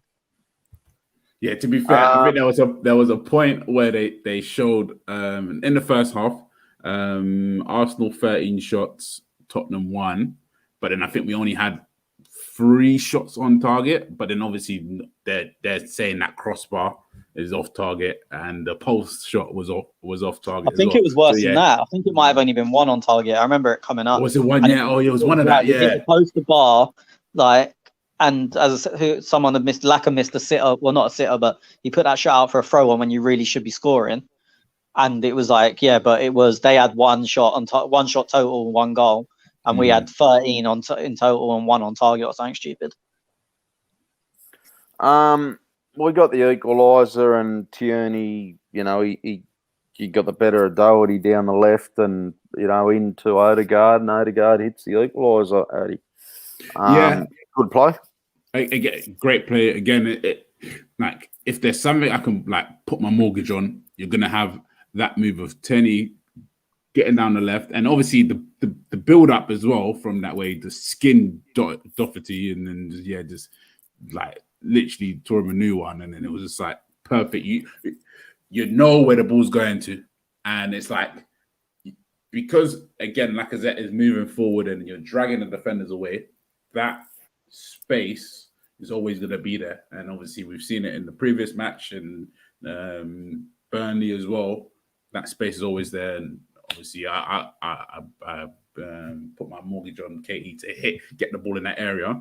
Obviously, it took a slight defection to take away from Lloris because I don't think the shot was that great, and I think it weren't going in. But yeah, it weren't going in. Me personally, I thought Lloris was going to save it. Yeah, it was odd, wasn't it? Yeah, it wasn't a hot. Yeah, it wasn't a hot. Who was it? Holding Aston Villa. It was like something like that. Yeah. The goal we considered against Aston Villa. I didn't think the shot was great, but you know what? You take it. We're straight back in the game. We're going level. Got it. So. And it was almost like, I don't know whether it come off his shin or not. I don't know, but like I know what you mean. It didn't. I don't know. Look, I'm happy with the goal. It's annoying because someone that's so great technically, he's done that a few times where he's not really timed it. I think he had a chance in that Villa game. One against Olympiacos, he had that one where ends up in a goal. Well done, you scored. And as I said, it was his best game for us. But you think someone who's technically that good would be able to nail them? I mean, with Pepe, as horrible as it sounds, we kind of half expect it. Like it's either going to go in or it's going to hit his standing leg, which happened against Burnley. Whereas Odegaard, you'd expect someone like if Saka was coming onto it, you'd fully expect him to make a clean contact. Whereas, and I'd expect that of Odegaard, but in three times out of 3 now, he hasn't really. But fuck it, it went in. Do you know? But again, that goal came from a few things earlier in the game that made that goal. Smith Rowe running off Højbjerg. So then he tried to get super tight to him because Smith Rowe was giving him the runaround. They should have started Sissoko. I don't know what they were thinking. And then also Bale cheating, which obviously I mentioned before. He was.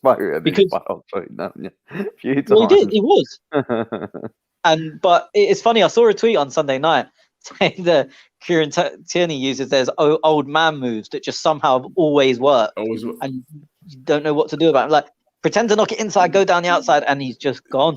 Mate, you know who used to do that all the time? Antonio Valencia. This guy had one move. Yeah, knock it 5 yards outside. That's it. And then just smash it. That's it. And it always worked. You couldn't stop him. And for me now, KT has got his move. You can't.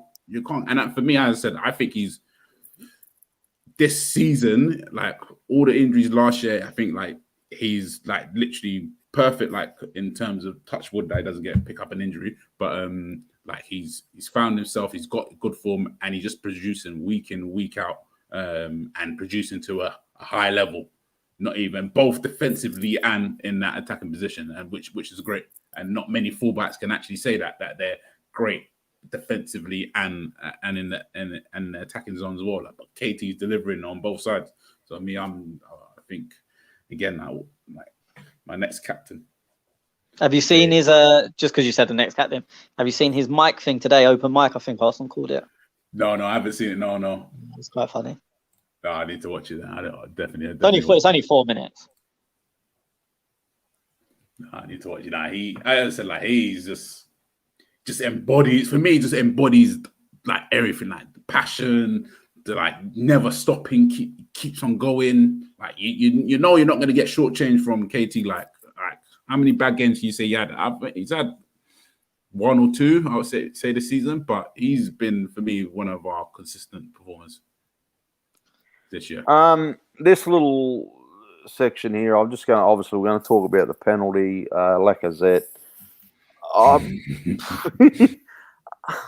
going to get some shitty, right? I don't think you won't. You won't. Not from me. Boys, I don't think it was a penalty. I just think it was so soft. I don't know. Like, I'll take it, but let me get your thought. Well, go on, Eddie. No. I was just saying exactly what you just said there. I will take it, and I'm only taking it because of all the penalties we didn't have.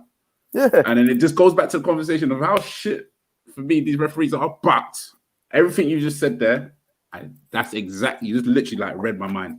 I didn't think it was a penalty. I was more pissed off. I was more pissed off that Lacazette scuffed that fucking shot. I'm thinking, how the fuck did you not hit that ball in the back of the net, but you milked a penalty out of some cunt? That's like, I'm fine because it was Arsenal, right? Had that been against us, I would have thrown a brick through the fucking TV.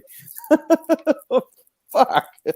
Oh, okay. I'm glad I'm not the only bloke on that page. Wait, Tony, where you at? Yeah, I was going to say, Tony, where you at? You two are both stupid. No, I'm joking. It was definitely not a penalty. It was not a penalty. Like,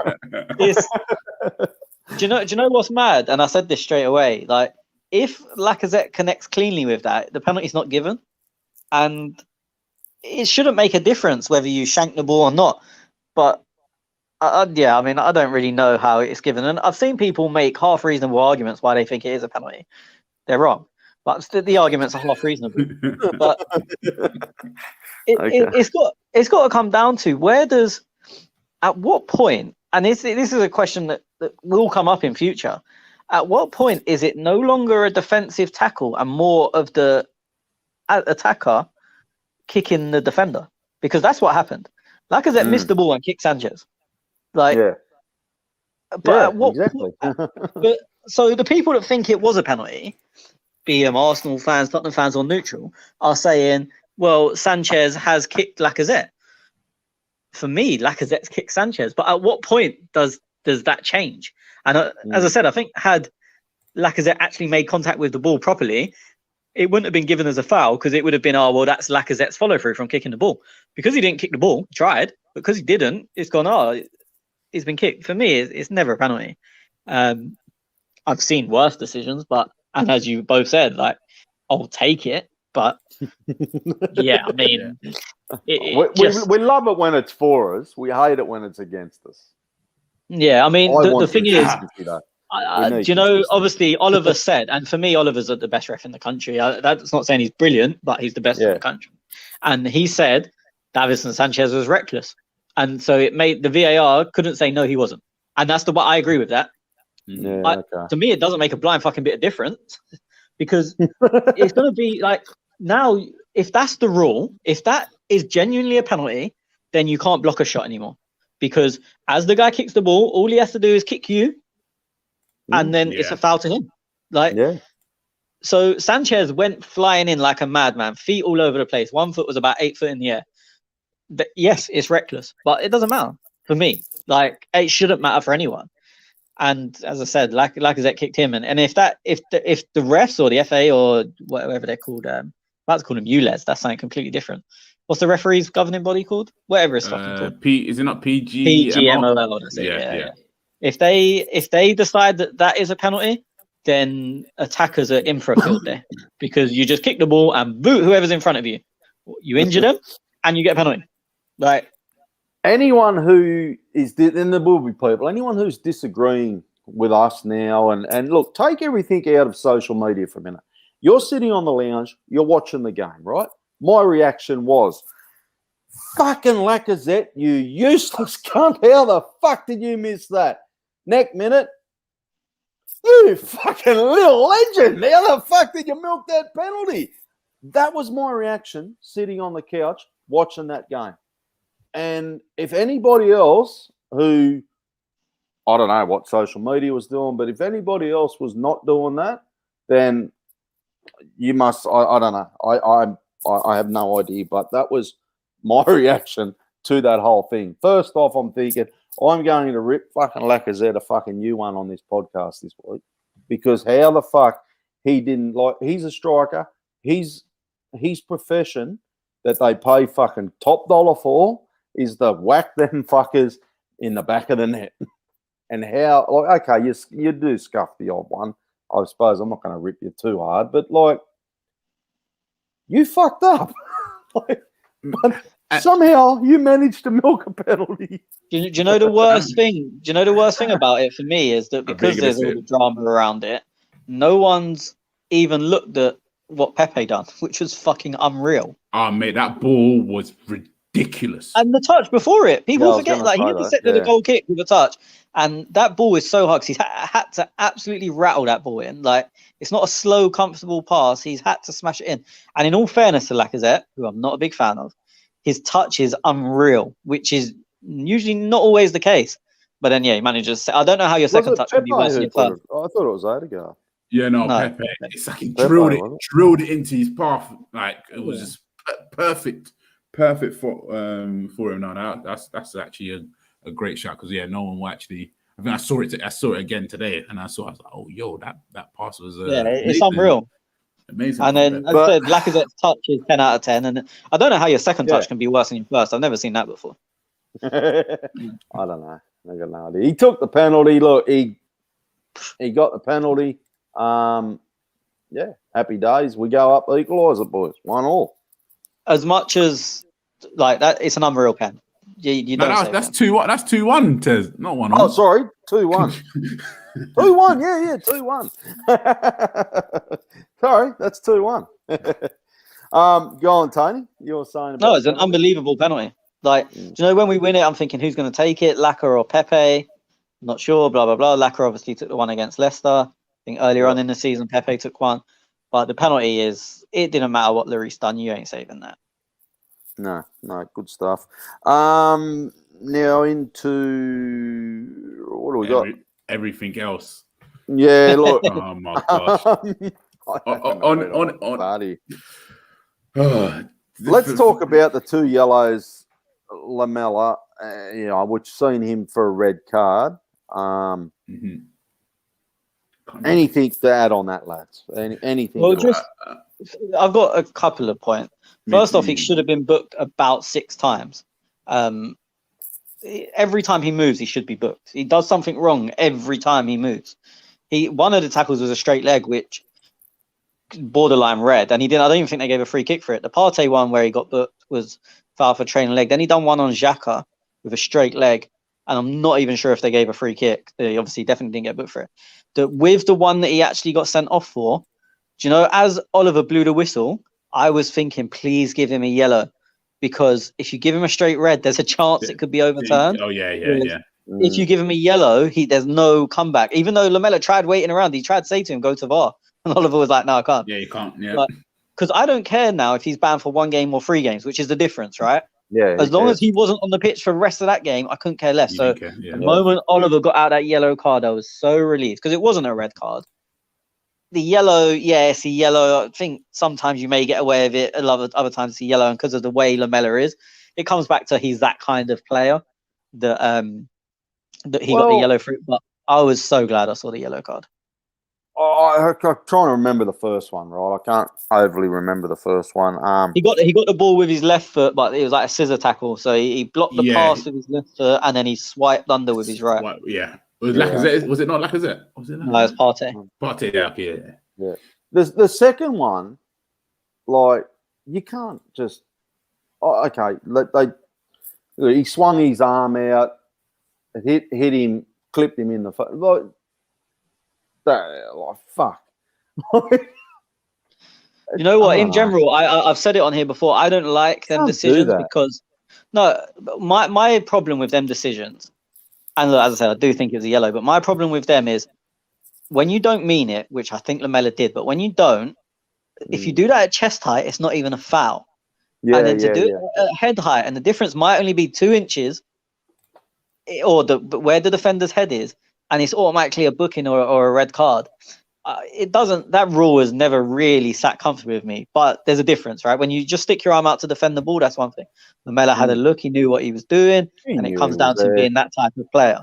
Yeah. But so for me, it was a yellow. But I'm always uncomfortable with that rule, and I'm pretty sure I've mentioned it on here before. Yeah. The only thing with me, like that situation just reminded me of what Mane did to Tierney. And why was good. Yeah, exactly. Why I got so angry at Mane and then get sent off in that one. Because initially he slapped his face like straight away, and as for me it was definitely a second yellow. It was like, would it amount to a red? No, but like I don't know why. I just have flashbacks of Mane and Mane actually going in with his elbow, and I think, did he get a yellow? Yeah, he got a yellow. But then that I remember that pissed me off. But look, I was when that happened, I was happy. Do you reckon, like, okay, he come on in replacement of Son in the 20th minute? Jose can be a grubby cunt when he wants to be, right? Tottenham manager. He done it with at Chelsea against Arsenal. I remember Costa, right? He was the mongrel that Jose would probably say, rough these cunts up a little bit, right? Rough them up. Do you think he... Like, and you said, Tony, should have been done like 6 times prior to these couple of instances. Do you think that he's been told just to unease him a little bit, rough him up in the 20th minute? I think it's just Lamella. It's what he does. Just him, that's how. I'm trying not to make excuses, but I just he was just a grubby cunt all game. No, but look, sometimes being that kind of player goes in your favor because you do stuff like that, and the refs kind of go, "Well, that's what he does." It shouldn't make it right, but it happens. Like, you look at. Trying to think of someone who's seen as hard tackling, so then they get away with hard tackles that are fouls because it's like, oh, well, that's how he plays. Usually I've got 100 of these people in my head. Okay, we're going to talk about it in a minute anyway. The amount of stuff Harry Kane gets away with because he's not that type of player. I know we're going to get onto the incident in a minute, but and Lamella's like this. It's just what he does. Like, he kicked out Xhaka after being on the pitch for a few seconds. Somehow they both got a talking to. I think he also pushed Xhaka neck-ish. I'm not saying it's a red card or anything, but again, it's another issue that on another day probably is a booking, especially if you combine it with kicking out. He kicked out at Luiz, who didn't react. He was just trying to get a reaction. Then he got booked. I think he made another foul, a nothing foul. Then he made the straight leg foul that I said earlier, which are the worst kind of tackles, an absolute coward's tackle. And they're the ones that injure people. As I said, I can't remember if the ref gave a free kick. And then he stuck his arm in someone's face. Like, there's 5 instances there that are all they could be seen as yellow cards. Mm-hmm. Yeah. Where do we go? Okay, look. Where are we going to go? I'm just saying if there's anything else before we get on to the Kane stuff. Offside, Lucas takes a free kick. Spurs. See, that was the offside. The Kane stuff, the only thing I want to say, even before the Kane stuff, I felt how we managed the game from that red card was just horrific. I felt this is again now one of my gripes with Arteta is how we control the game. Tottenham, for me, that's what you say, cool. They're man down. They want to come and score. Like they had their you can see their emphasis change because they had a few more chances and they actually pushed up. But then we just said, okay, cool, let's sit back and defend. And I was like, wait, we don't have 10 men. Like Tottenham's the one that have 10 men. So the emphasis should be on us squeezing them and pressing them to win the ball back. And then it's a much more comfortable game.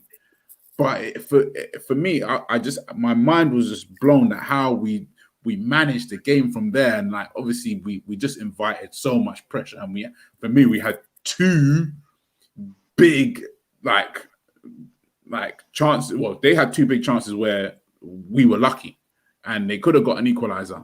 And it's just trying to get into Arteta's head and thinking that what's your thinking there, because this is where we look to keep the ball, and then some of the decision making as well was just stupid. Yeah, I'm gonna kind of disagree with you here. Like we manage the game horribly. If you don't dispute that, then you're a fucking idiot and you don't know what you're watching. So I can't argue with that. I think the players shit themselves. As I said, I touched on it earlier.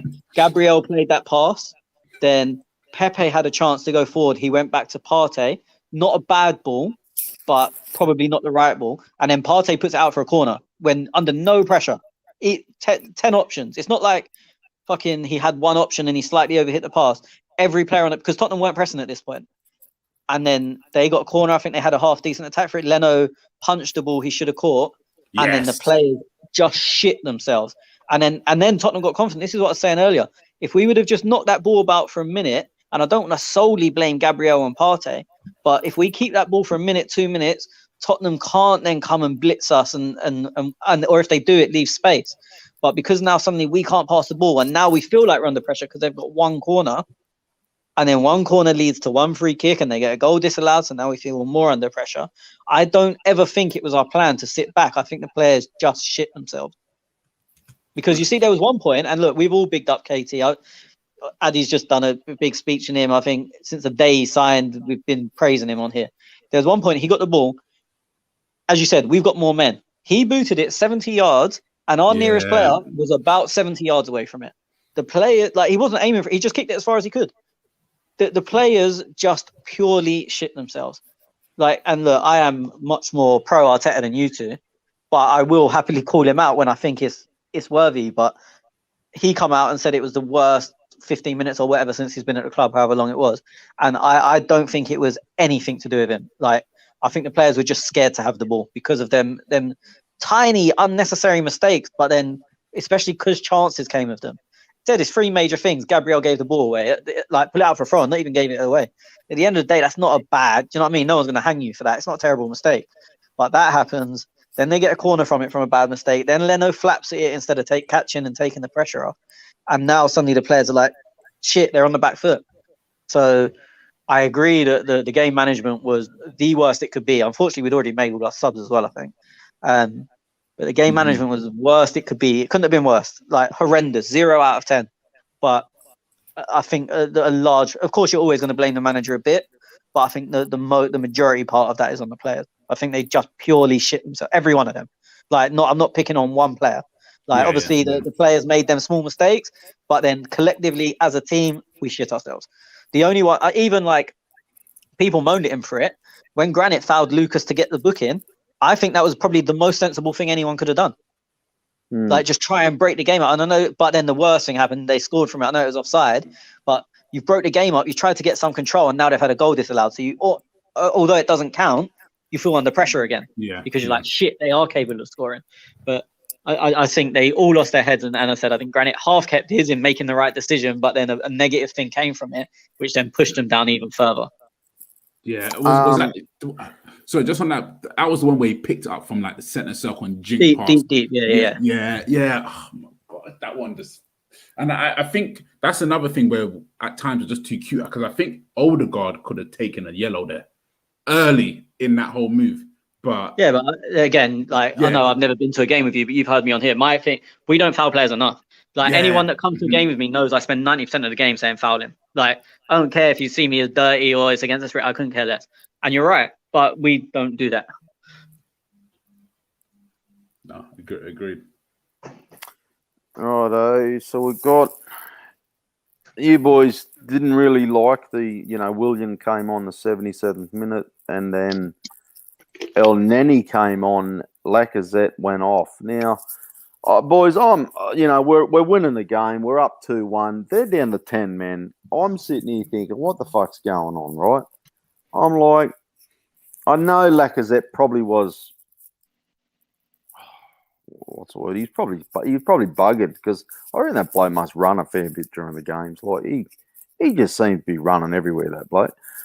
And when you see El Neni coming on, and nothing against El Neni, right? And I got nothing against him, but I automatically think we're going to slow it down.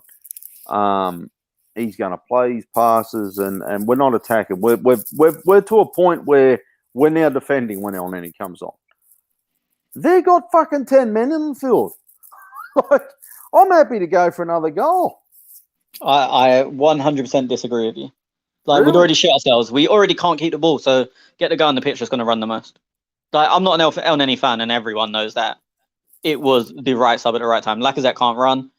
If he defends deep, if he comes deep, it's a bit of a liability. You've got no one ahead of you. Get the guy who's going to charge around like a fucking headless chicken, and if he gets the ball, he will give a simple pass. And then he's not scared to play a simple pass because it's in his DNA. There's no dreams of playing anything difficult. And then that was the problem. We couldn't play the simple pass. We were scared of the ball. So bring the guy on that's going to run more than anyone else because that's what you need. Especially and is going to attempt to at least keep the ball simple.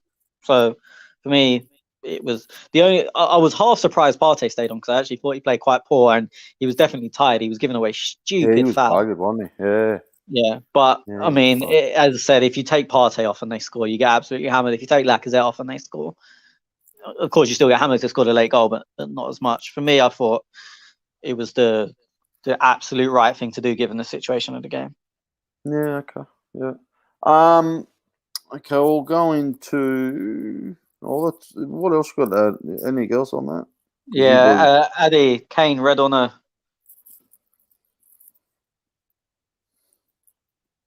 Addy. Sorry, I didn't know I was on mute. On Gabriel. Look, this guy was supposed to should have had at least 2 or 3 red cards this season. Because of what he does. And that I tell you any money, if it was an Arsenal player on him, it would have been bigger consequences. 100% red card. It was late as well. No, he was so late. It was almost tomorrow. Honestly, I don't understand. But what is it? Because it's Harry Kane. He needs to get. He's backing into players, and me, I put that as a thing that you're actually looking to injure players whilst they're midair. And I even saw. I think Lacazette went up for. What's it? Lacazette. Someone went up for a header in the second half, and he did the same thing. And when he's looking at the player to see when they're jumping. I said, look at this guy, once he did that move on Gabriel, I said, no, it's like there's nothing happens to him, it's ridiculous, and for me, he's just endangering. It just comes down to consistency, mate, and refereeing. It's what we've been singing all day. It's Harry Kane. It doesn't matter who it is. I don't know what it is with Harry Kane. I'm going to half defend the ref. Not defend the ref because he didn't even give a foul. I don't know if it's a red card. No, I don't know if it's a red card. For me, it's borderline.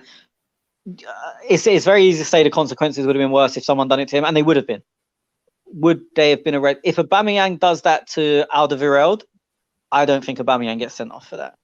With Kane, it always seems worse because he's a much bigger, heavier guy. Look, it's definitely a booking at least. Is it a red? I don't know. So then I look, should VAR have got involved and sent him off? Is it clear and obvious a red card? For me, I've got to say no because I'm not sure it is. But it's a disgrace he keeps getting away with stuff like that. I think we can all agree on that. I'm not, as I said, I'm not sure if it's a red. Do you think it's a red, Tez? Yeah, I think it should have been. And I think it's, if you, I don't know. It's just like there's so much inconsistency. I don't know no more. That's where I'm fucking confused. I've never seen, if I'm honest, I've never seen anyone sent off for doing anything like that. That was probably when what I was we say ask. there's no inconsistency, yeah. We haven't seen that before, have we? So no. So this is what I'm saying. You can't say there's no consistency when we've never seen anyone sent off for it. Really? So, yeah. No, that doesn't mean it's not a red. It could just mean the refs are shit. I'm not trying to prove myself to be right. Yeah, I'm just saying that we can't say there's no consistency. There is absolutely consistency because he's never been sent off for it. But that's not the point. For me, it's at least a booking. And even if you don't think it's a booking in some way, one, you're stupid, but two, how is it not a free kick? Like, because there's no way that's not a foul. So it's just, it'll be interesting.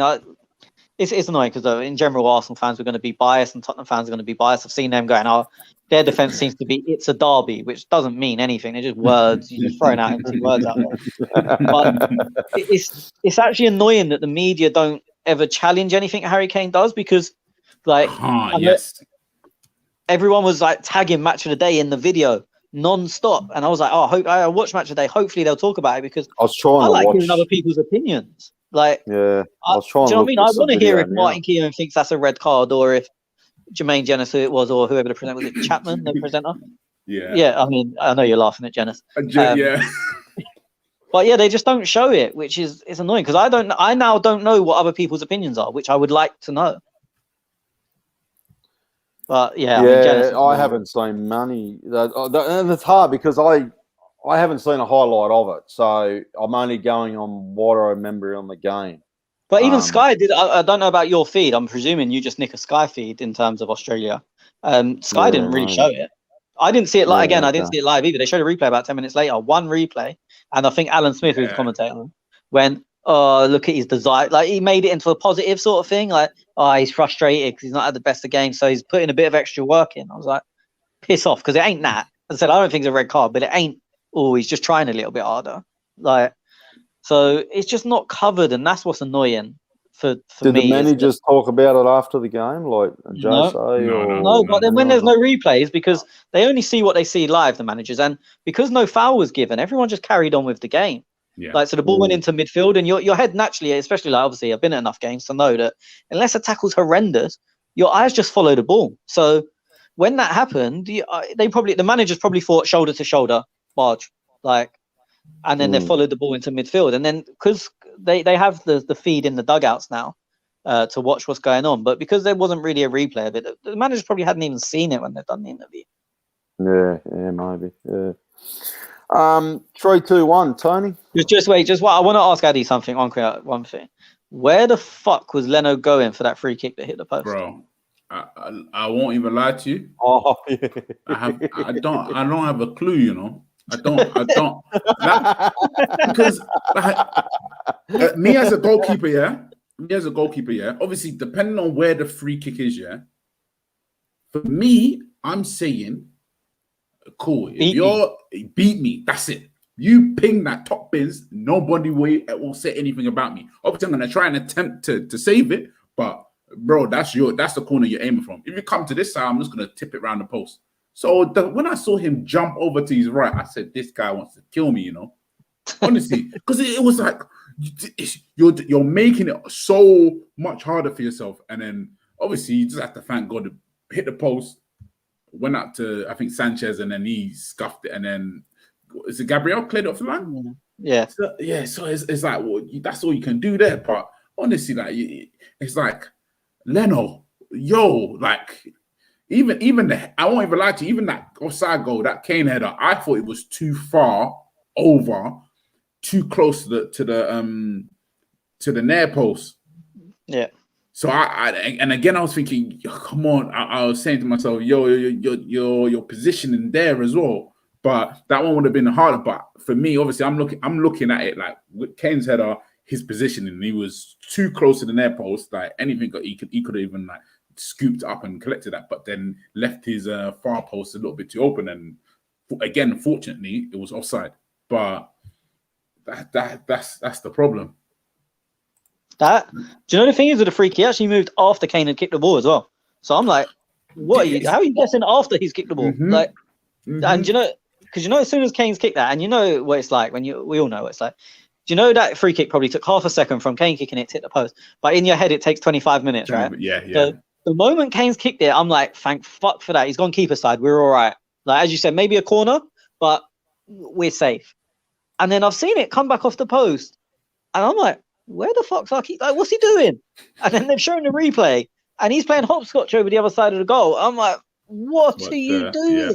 Look, I'm the same. Obviously, I've never been a keeper. I'm 5'7", but I'm the same as you in that you put it top bins the other side.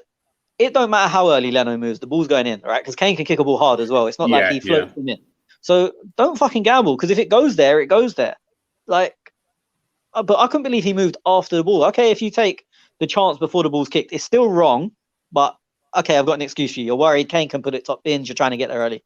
After the ball's kicked, I don't know what you're doing. And the thing is, now we got they obviously they called it the draft excluder. Cedric lying on the floor. Yeah. Nothing should be going over the wall anyway, because our wall jumped higher. I was actually quite impressed when I watched it. Like, usually you see the guy lying on the floor, but the wall still don't really jump. Yeah. Our wall jumped. Like, they were going up for a corner header. Like, I don't know what he was doing. The header that got disallowed, to be honest, I done Kane a disservice. When I watched it live, I thought, oh, he's actually tried to play that back across goal. He hasn't tried to score. And then I saw a replay from a different angle. He has tried to score. I think the problem was that Leno started off his line in case the cross came too deep, and then when he took the step back, because he was so deep on his line, I think he lost his bearings. And you're right, he was too near his near post, but I think he lost. I don't think he knew where he was.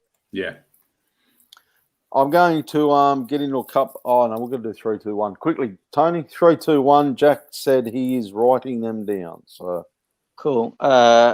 Smith Rowe, KT.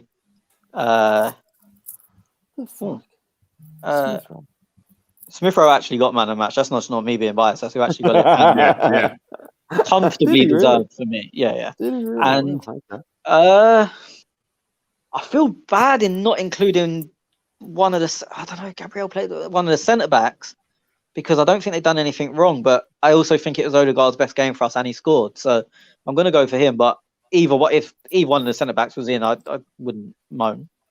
For me, I would say KT, Smith Rowe, Odegaard. Same but different. I mean, 3 and 2 for me, interchangeable. Whatever. Like, Granite. Yeah. No. He's going to get this one. Nah. Yeah. Look, Odegaard for me. I like everything I saw. Even though he kind of duffled that shot, he got the goal. He was in the right position. I think it was the best game he's played for us. And I actually thought he was pretty good against Olympiacos. So maybe I was watching something different to Tony. But no, you didn't watch the first half hour. You didn't. You kind of done. No, I didn't think it was too bad. Rewatch the first half hour. Yeah, I was going to say, if I've probably been honest, I just can't remember it. That's what it is. Addy, I know you like it. Addy, do you remember the first half hour against Olympiacos? The first half hour, yeah, I remember that. The Odegaard's performance.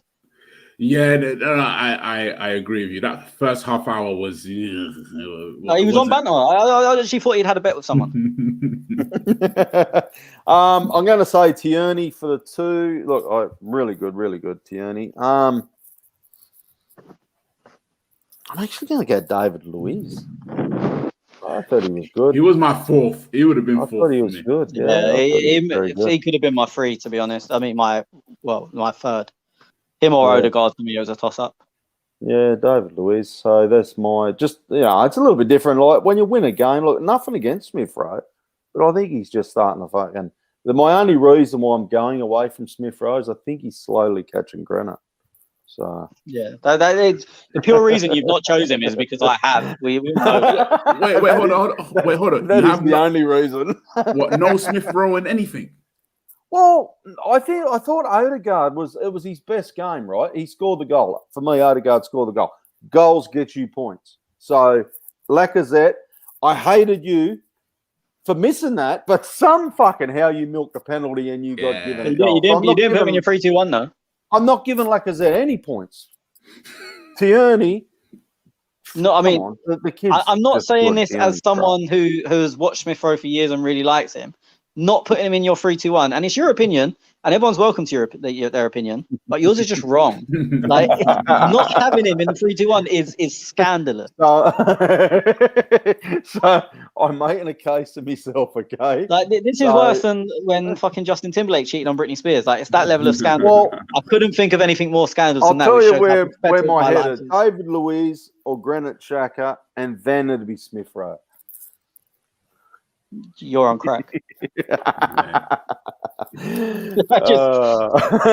He's not getting the player of the year. No way. Fuck off. He won't because he came in too late. If it was player of 2021 we done the season, he would probably win it, I think. Yeah. I do like him, but mate, yeah, look, don't get me wrong, he had a good game. I think a lot of players had a good game. I thought Cedric had a really good game.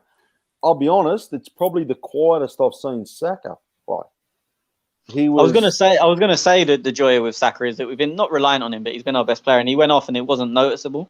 Hopefully, obviously we don't want him to be injured, but it wasn't like shit. We've lost that's what I mean. Like the first half was like it wasn't a I'm not riding the kid because he's been brilliant, but yeah, I thought we'd miss him a lot more than we did, but yeah. Okay, let's move on. We've got some questions. I'm not even going to worry about the ad, so fuck. Muhammad Chowdhury. Fucking butchered that. Chowdhury, I assume. Chowdhury, is it? Also, he's asked two questions here. Did Gabriel prove he's the best centre back at the club after yesterday's performance? And not one of us put him in 3-2-1, boys. No. I don't think.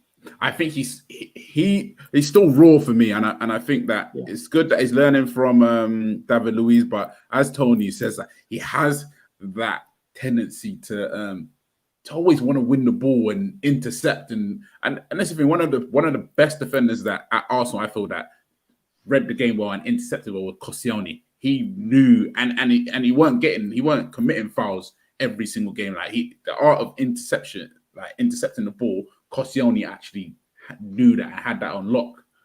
But I think Gabriel just needs to. He thinks, okay, yeah, I can win everything. Let me go through. Go for it. So he's still like a dog. You know, you play fetch. You know, you play fetch with your dog. The dog runs the quickest A to B to the ball. Don't care about it. There could be a fence in the way. The dog is running A to B, and that's what he's like. The ball comes into midfield and he's going. I like his attacking ability, but you hit the nail on the head. I think you're talking a couple of weeks ago when I said I like his attacking ability, but I think you said, correct me if I'm wrong, you want a defender who defends and just defends. You don't want a defender. Yeah, look, I've always been like that. To be fair, Addy just hit a nail on the head better than I have. He's raw as fuck. Like that's just what it is. Yeah. Also, Mohammed says, should we make signing Odegaard permanently a priority in the summer? I'm sure I've seen a headline, something about Odegaard's thought about his future and stuff as well. It was headlines rolling around about it. Yeah, you got the issue with Zidane and how Zidane doesn't see him in the team. How long is he going to be there for? Zidane? Zidane. It was only a couple of months ago they were talking and he was moving on. He was looking like getting sacked. I haven't looked at La Liga, so... I think he's clawed that back. That's the thing. He's clawed it back. I think there's 6 points behind Atletico, and then obviously with... I don't think we've seen a Barcelona have such a bad season either, though, have we? Yeah, exactly. Spanish league's a shambles at the moment, but... Yeah. And look, they're into the last day of the quarterfinal with with the Champions League. Sorry, they're in the quarterfinal of Champions League with little hassle. Mm-hmm. I don't think he'll go anywhere. Look, and it's Real Madrid. They're not great at the moment, but can anyone say they'd be really surprised if Real Madrid won the Champions League? I wouldn't. I don't think. I'm not saying they're favourite, but if someone woke me up tomorrow and said, Real Madrid won, I wouldn't be like, wow. It'd be like, yeah. I'll be saying. Atletico Madrid's winning the fucking up there, leading it. Barcelona moved up to second. Wow. I watched them play against PSG in the Champions League. What a fucking schmozzle that team's in. Barcelona. Fuck no. Not the worst 2 legs I've ever seen, Barcelona. You watching Serie A? No. Sorry, it was the Champions League. PSG, Barcelona, both legs. It was fucking shocking. You didn't watch it? I know. I watched both legs. But to be fair, no. But Barcelona played well in the second leg. I thought they were good in the second leg. Yeah, Ousmane Dembele's finishing was horrific. That's what it was, because they could have come straight back into it, but Ousmane Dembele just actually Messi did have a good game. He scored one, didn't he? Yeah, he scored, but he missed the penalty. That was missed the penalty. That's right. Yeah. Sorry, no, it was the first leg. Yeah. Oh yeah, and I thought, wow, if that's Barcelona this season, fuck me. You know what, Tony? You know the funny thing is, when you talking about the VAR, now that just came to me in that first leg. De Jong clipped himself and won a pen. Yeah. And they didn't overturn it. They just try and avoid showing stuff. But the De Jong one was a lot like the David Luiz in an extent, where I think someone did run across him slightly before, and then he made him kick himself. But yeah, same thing. If we've still got any listeners left, because we have gone well over 2 hours. Odegaard, boys, is he a permanent signing? Priority in the summer? For me, if we can get him again, we can sign him permanently or on loan for next season, 100% for me. Tony? Ask me in 2 months. Okay, it's a yes for me. I like what I was saying. Depending on, and I shouldn't say this, depending on what his fee comes in, because at the end of the day, I don't really care. It's not my money. So, but in value terms, I think, well, fuck, if he, what are we talking? We looking at 30 mil? Where is this kid worth? 40 is the rumor. What is it? 40. I can't even see that. For me, if I'm Real Madrid, like, he's like the next heir to come in, and obviously the whole notion of you think he's that good? I think he's that good. Do you know my problem with him? He's a creative player that doesn't really create anything. Like, honestly, like I'm not taking. I want him to be brilliant, and as I said, I think he's technically lovely. He keeps the ball well. I can't think of 2 good chances he's made since he's been here. I see. I see what you're saying. No, he's made some he's made some great balls. I'm not. Yeah. But do you know, like, say that the ball Pepe played through to Lacazette. Like, for your 10, for your Odegaard, I want maybe not one a week, because that's drastic, but he's now played, 10, 15 games, and I can't. The one good ball I can think of where I'm like outstanding, stood up and clapped, was for the goal against Benfica in the first leg. He played it to, I think it was Cedric, in between the fullback and the defender, who crossed it for Saka to tap in. Mm-hmm. And that ball was like, okay, you've carved them apart. Beyond that, I can't. Yeah. And for 1 in 10 or 15 games, whatever it is, I expect more. I don't mind him. I like Odegaard. No, it's not. I don't like him. As I said, I just think people say he's the heir to the throne. He's generational, and I'm like, we all know you're a bit racist. Yeah, I hate them. blonde-eyed, blue-haired Norwegians. I've always hated them. Look, if we could get his friend at the club, that would be great as well. Who's his I'll friend? take him more. Yeah. Oh, the bloke from Dortmund. Yeah, the bloke from Dortmund. Fuck yeah. Can we get him? Yeah. He's English. Yeah, to be fair, he actually is. Oh, you want Sancho? No. Haaland's English. Haaland, yeah. Haaland, is he English? Yeah, his dad played for Man City. You fellas claiming every cunt now. He was born in England. He was born in England. Bullshit. His dad was the guy that Roy Keane did the dirty on. Yeah. Mashed up his knee. So obviously during his injury time, that's when he produced it. His dad was smashing. That's it. Where's he? What's he going with? Norway? He plays the Norwegian. Yeah, he plays for Norway. Odegaard's his captain. Yeah. Yeah. Okay. That's what I was thinking. That had me trying there for a minute. Fucking wish it was England. Oh, fuck off. You can't fucking invented the game. Still trying to work out how to play it. Schwinn. Haven't heard from Schwinn for a while. Where is that fucking little Indian cunt? India, probably. No, is he still there?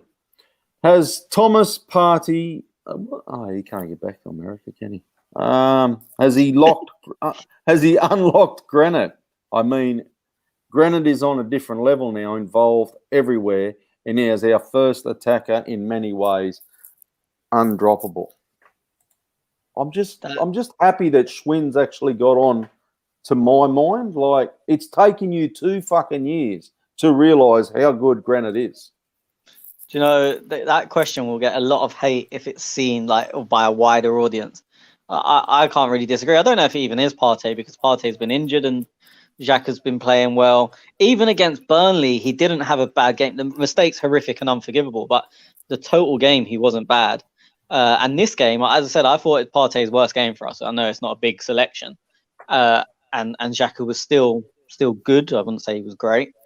So I don't know what it is, and I don't know if Partey's unlocked him or if it's Arteta's done something or his eyes have just opened or he's finally acclimatized to the league 5 years later. I don't know what it is, but he is playing on a different level to what we've seen, and I know a lot of people won't agree with that statement. They won't admit it. They won't at all. They fucking hate Granite, and that's it. Did you see the amount of shit like I got tagged in when he fucked up on the Burnley game?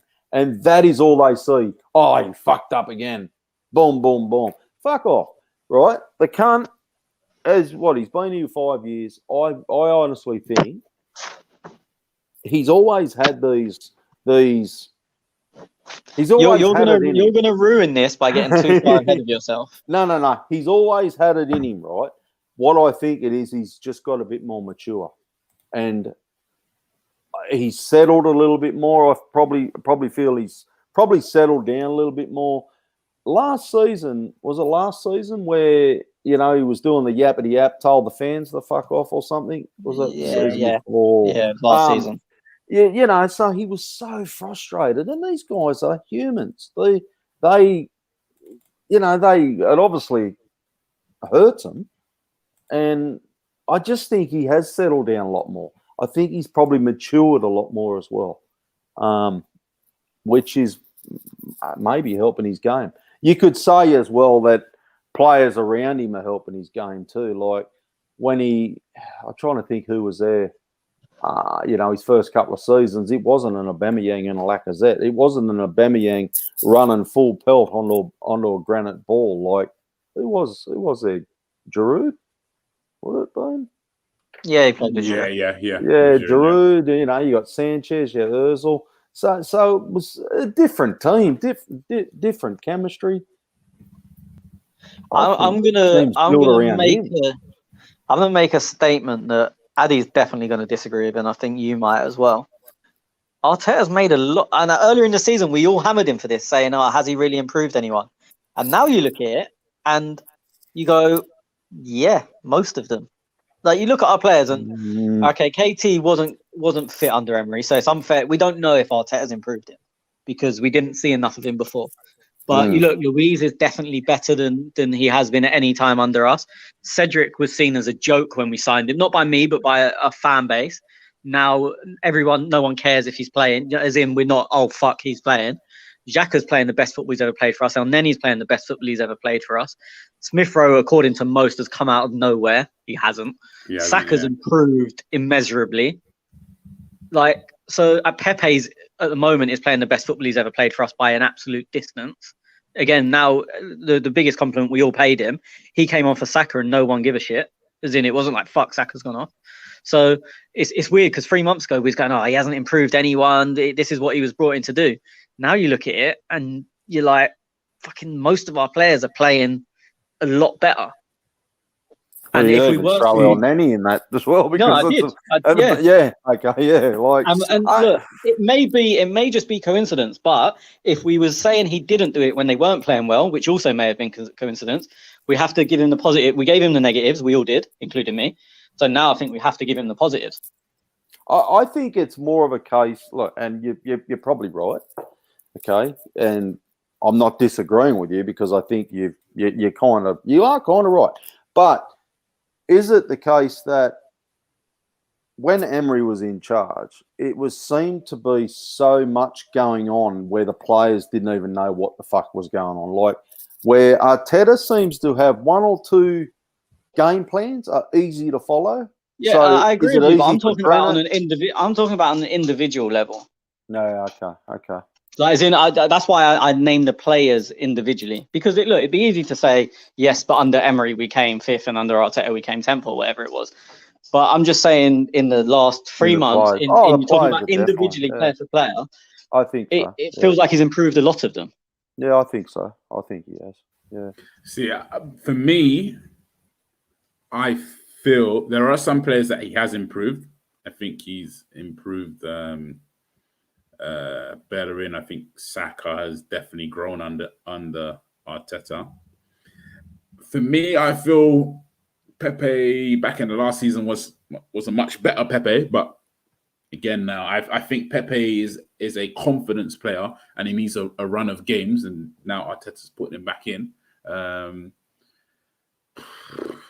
But do you know why I disagree with you? And 2 months ago I would have agreed with that.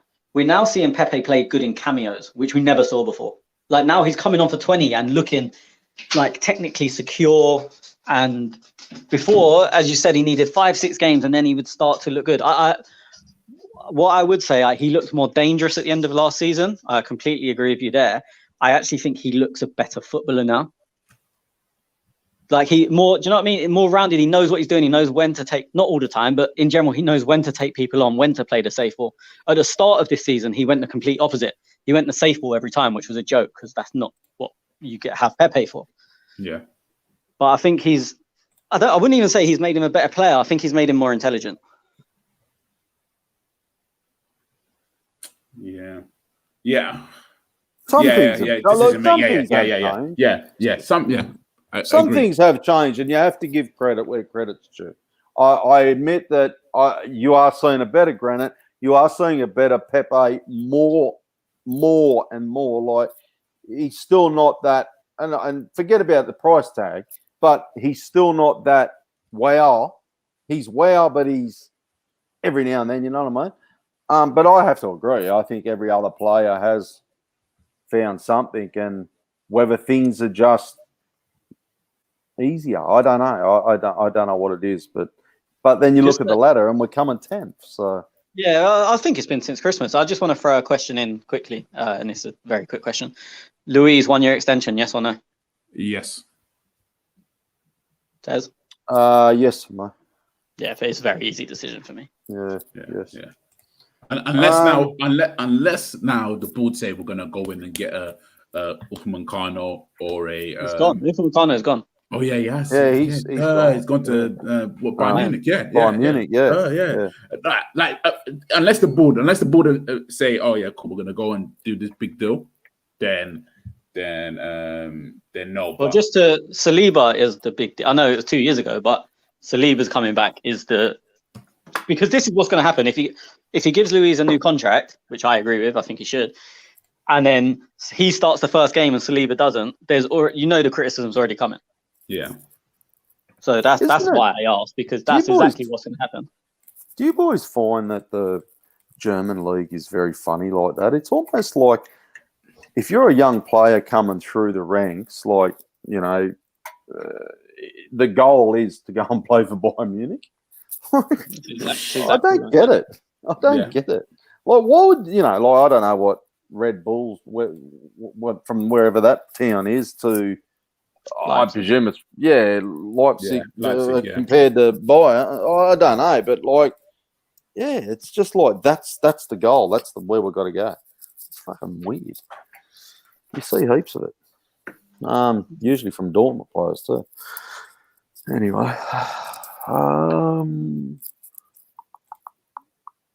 MAA Gunner, do we really need to address any first team positions to go straight in the 11, or should we look into rotating players and backups, assuming we keep Odegaard? And would you try to sign Ceballos? So obviously talking summer. For me, Ceballos isn't the midfielder we need. I'm ready to send him back. Yeah, send him back. Centre midfield is still an area I still think we need to improve on. Ceballos is turning into that player that I love to have in the Europa League, but when we get to the final of the Europa League, I don't want him there.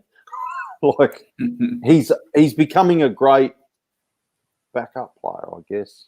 Like I don't know, it's funny. He's a funny kind of player too, isn't he? Yeah. Yeah. No. But yeah, I like Odegaard better. I like Odegaard better. Yeah, no. Whatever position. Me personally, I think we need a new striker. Fuck, striker. Man, we've got two of the cunts and we've got one on loan. A striker, potentially another winger, and a centre midfielder. I think Lacazette will go in the summer. I think he's got to go this summer. But when's his contract to be? He's got a year left. Okay, so we've got to sell him in the summer to get any money for him or give offer him a new contract. Yeah. For me, it's go in the summer. I think we need a striker as well. My problem is I don't know who, because I think we need a bit of a plan B in terms of we can put an aerial ball in, but then we also need someone that can play in our current style, because otherwise you end up with the Tottenham situation if they keep getting a plan B, but then the guy can never play because it's like their plan A can't fit in their plan A. You can't just be a plan B, which is where Giroud was handy because he was very good in the air, but he was also a very good link man. Yeah, obviously his finishing left a lot to be desired. So I think look, I know the one that gets bandied about most is obviously Edouard from Celtic. I've not seen enough to suggest he can do it. And he's not had a great season up there. To me, he looks lazy. But I don't know. So I agree. I think we need a striker, but so you don't want that Norwegian from fucking Dortmund. No, any team in the world. You see, with me, yeah. For me, I reckon he's a priority, mate. Sign him at 100 mil, whatever it takes. And sorry, Aubameyang, mate, you're good. But you won't get him for 100 mil. Won't get him. Well, how much would he be? 150 minimum. Wow. Yeah. That's crazy, eh? For me, if it was Premier League, I would actually go for Dominic Calvert-Lewin. Perfect player. Stupid money, I'd imagine, but he's the exact type of player we need. For me, maybe his link-up's maybe not good enough, but he's like 22, 23, I think. So yeah, that's the only reason. Yeah, that's the only reason, because I think we could. How come we can't be like Dortmund and find these players? Well, Dortmund only got him because of they signed him from themselves, didn't they? Yeah. Where'd they sign him from? Red Bull Salzburg. Yeah. Oh, yeah, that's where he was. Yeah, but it's not till this season we're actually seeing him unleashed. No, he's been like this for a while. Has he? Yeah. But as I said, they gave him to himself. It's like you giving the car from your left hand to your right hand. It's your own car. Ah, okay. What do you mean? Red Bull Leipzig, Red Bull Salzburg. Find the common link. They're owned by the same people. Yeah. Who are you talking about? Haaland. Yeah, but Haaland's at Dortmund. Oh, sorry, yeah. That's not fucking You're fucking throwing me. I'm thinking, I know that's right. Who did they sign? They sent someone else. Who did they send across there? They probably have. Yeah, no, they do it all the time. I did fuck that up. All the time. I know. I can't remember who it is, but yeah, they do it all the time. The only thing with Haaland was that the only reason he got to Dortmund because he's got some mad clauses in the contract that he can get sold for certain things. Yeah, someone was talking about activating it last summer, but it didn't come in yet because it'd only been there 6 months. Yeah. So that's why I think this summer is like the key one that it'll probably move. I'm not sure. I think all the big boys. I actually think I think Real Madrid will go in. Barcelona will go in. The only thing that will stop Real Madrid is if they get Mbappe. But Mbappe I think they're doing his contract. So yeah, they'll know if they can get. Yeah, they'll know if Mbappe will leave. That's what I mean. Like Dortmund, how come we can't find these? Like, fuck me. Like, because that means we'll be a feeder club. Dortmund is even Sancho. Like, fuck me, he'd be 100 mil, wouldn't he? But Sancho we tried to get. Yeah. I think everyone tried to get him, but then he was very close to us, but he chose first team football. Like the thing, I think at 17 we said we'll give you first team football, but if you're honest, if you're 17 and a Premier League club offers you first team football, you think, yeah, all right. Like you don't believe them. But yeah, as I said, Calvert-Lewin is a great shout. I'm not sure if he'd be gettable. Beyond that, it's a struggle unless there's someone that's really obvious that I'm not thinking of. Yeah, no one at the top of my head.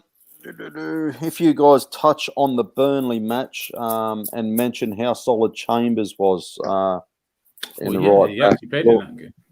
I don't have any questions, but thanks, fellas, says Sugar Daddy Clay. It was nice to see him. He's forgotten about, wasn't he? Yeah, he was forgotten about. I won't even lie to you. Yeah, totally forgot about him. Did Burnley play against Benfica? Yeah, it was a bizarre one. It was a bizarre one because they rested Cedric. He was there, but he was like the 20th man because when you go away, you take an extra man in case there's an injury or whatever. So they basically rested him, and then he didn't play the next game, and then played this one. I don't think Arteta knows who his best right back is. He doesn't think it's Chambers, but he did it. Obviously, they were going to go long to Wood. So I understand why he played. It did kind of kill us a bit offensively. He done very well defensively, and he tried hard going forward. He's just never really going to have that quality. That right back situation is a bit weird because it seems like Chambers was brought in for that game for probably the right reasons. Beyond that, it seems to be a bit of just not guesswork, but you'll get a go today, he'll get a go next week, and there's no real reason for it. So from the outside, maybe inside he says, "Oh, this is why," and there's a very good reason, but I can't see it. MAA Gunner asks, will Matt Ryan ever play? Honest boys, I don't think he will this season. We should sign him. I reckon we should sign him for next season, yeah. Wait, who's that? Sorry. Matt Ryan. Matt Ryan. Oh, yeah, 100%. But I don't think he'll play again this season because, we are getting to the pointy end of the Europa League, so...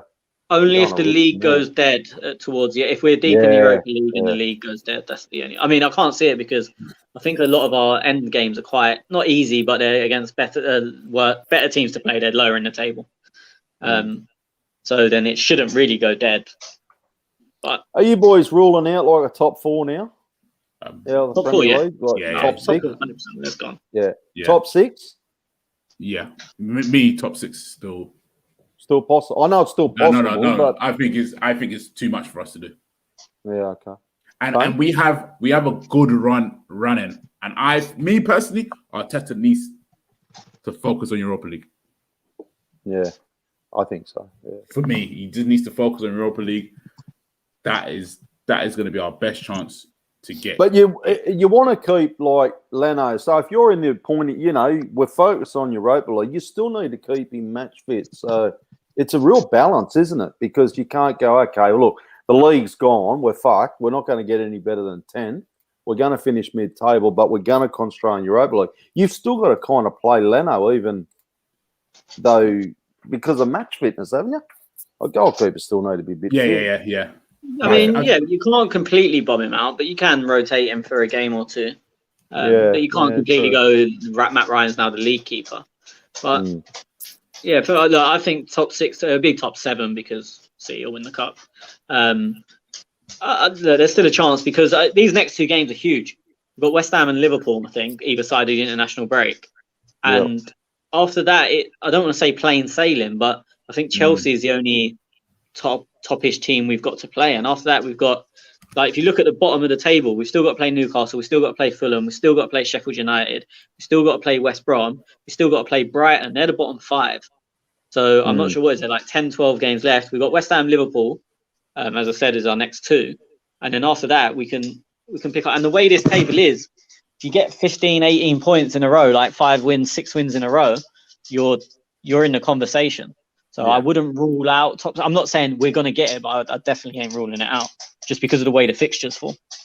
Yeah. Schwinn says, what do we think of Tottenham? Sure. I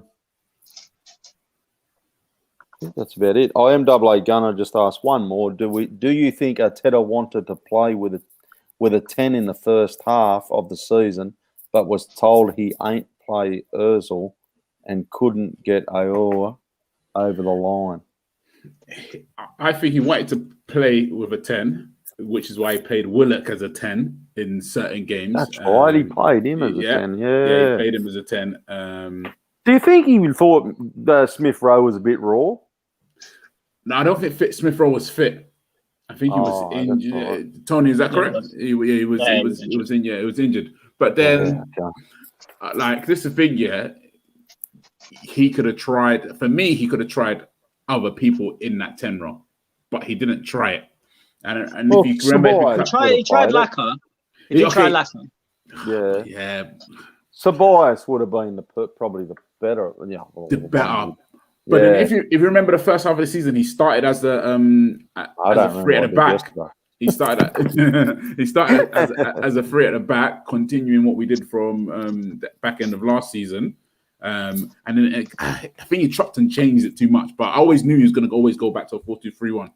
That was the thing. And as I said earlier in previous pods, I think Emil Smith-Rowe has saved him his job. For me personally. Yeah, interesting. Listen, boys, we have really gone over 2.5 hours. Like, fuck me. Look, we haven't done it for a couple of weeks. Yeah, it turns when you only turn up once every 3 weeks, we have to put 3 pods in one. So it's so much to talk about, isn't it? But we will get back on to a Wednesday thing, and we'll get into it. There'll be some Patreon stuff coming out next week. What do we got? We got it in. Well, we've got we've got obviously Thursday, Olympiacos, then West Ham, and then there's a 2-week break. Yeah, okay. Well, let's record next Wednesday, same time, and then let's get back into a weekly thing. I should be okay now. Thank you once again to you patrons. We'll definitely get some stuff out, you guys. A shout out to Corey. Why am I shouting out to Corey? People are asking. He joined Patreon, $4 a month, just to say, Tony, you're wrong. Cancel subscription. Great stuff, Corey. Did that actually happen? Did that actually happen? I don't know. Oh. He joined, paid the $4 just to write a comment. You're wrong, Tony, and then cancel. No, is that genuine? Did that actually happen? That's genuine, mate. What's that wrong about? That's a brilliant. I don't know.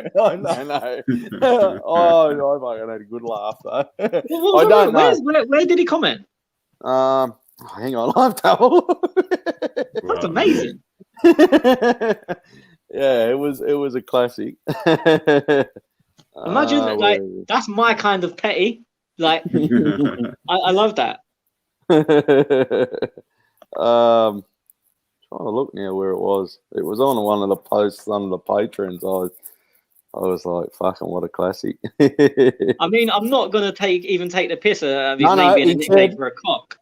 Like he said it was you fucked up, Tony, under the review of the Clock End Talk when we done our last podcast 2 weeks ago. So it was, I don't know what games it was. It was similar. It was similar. Like might have been Leicester City. Was there? Fucking hell! If he listens to my fucking Haaland fuck up today, he's gonna have a field day. And he commented, "Join, you fucked up, Tony." Cancelled. I was fucking laughing. Okay, boys, it's been a pleasure once again. Thank you, everybody, for listening. Shout out to everybody who supports the podcast. Thank you. You can get us except Corey. Except Corey, you can get us at Arsenal CET Pod. Thank you. Good night and goodbye. Cheers, lads. Cheers, guys.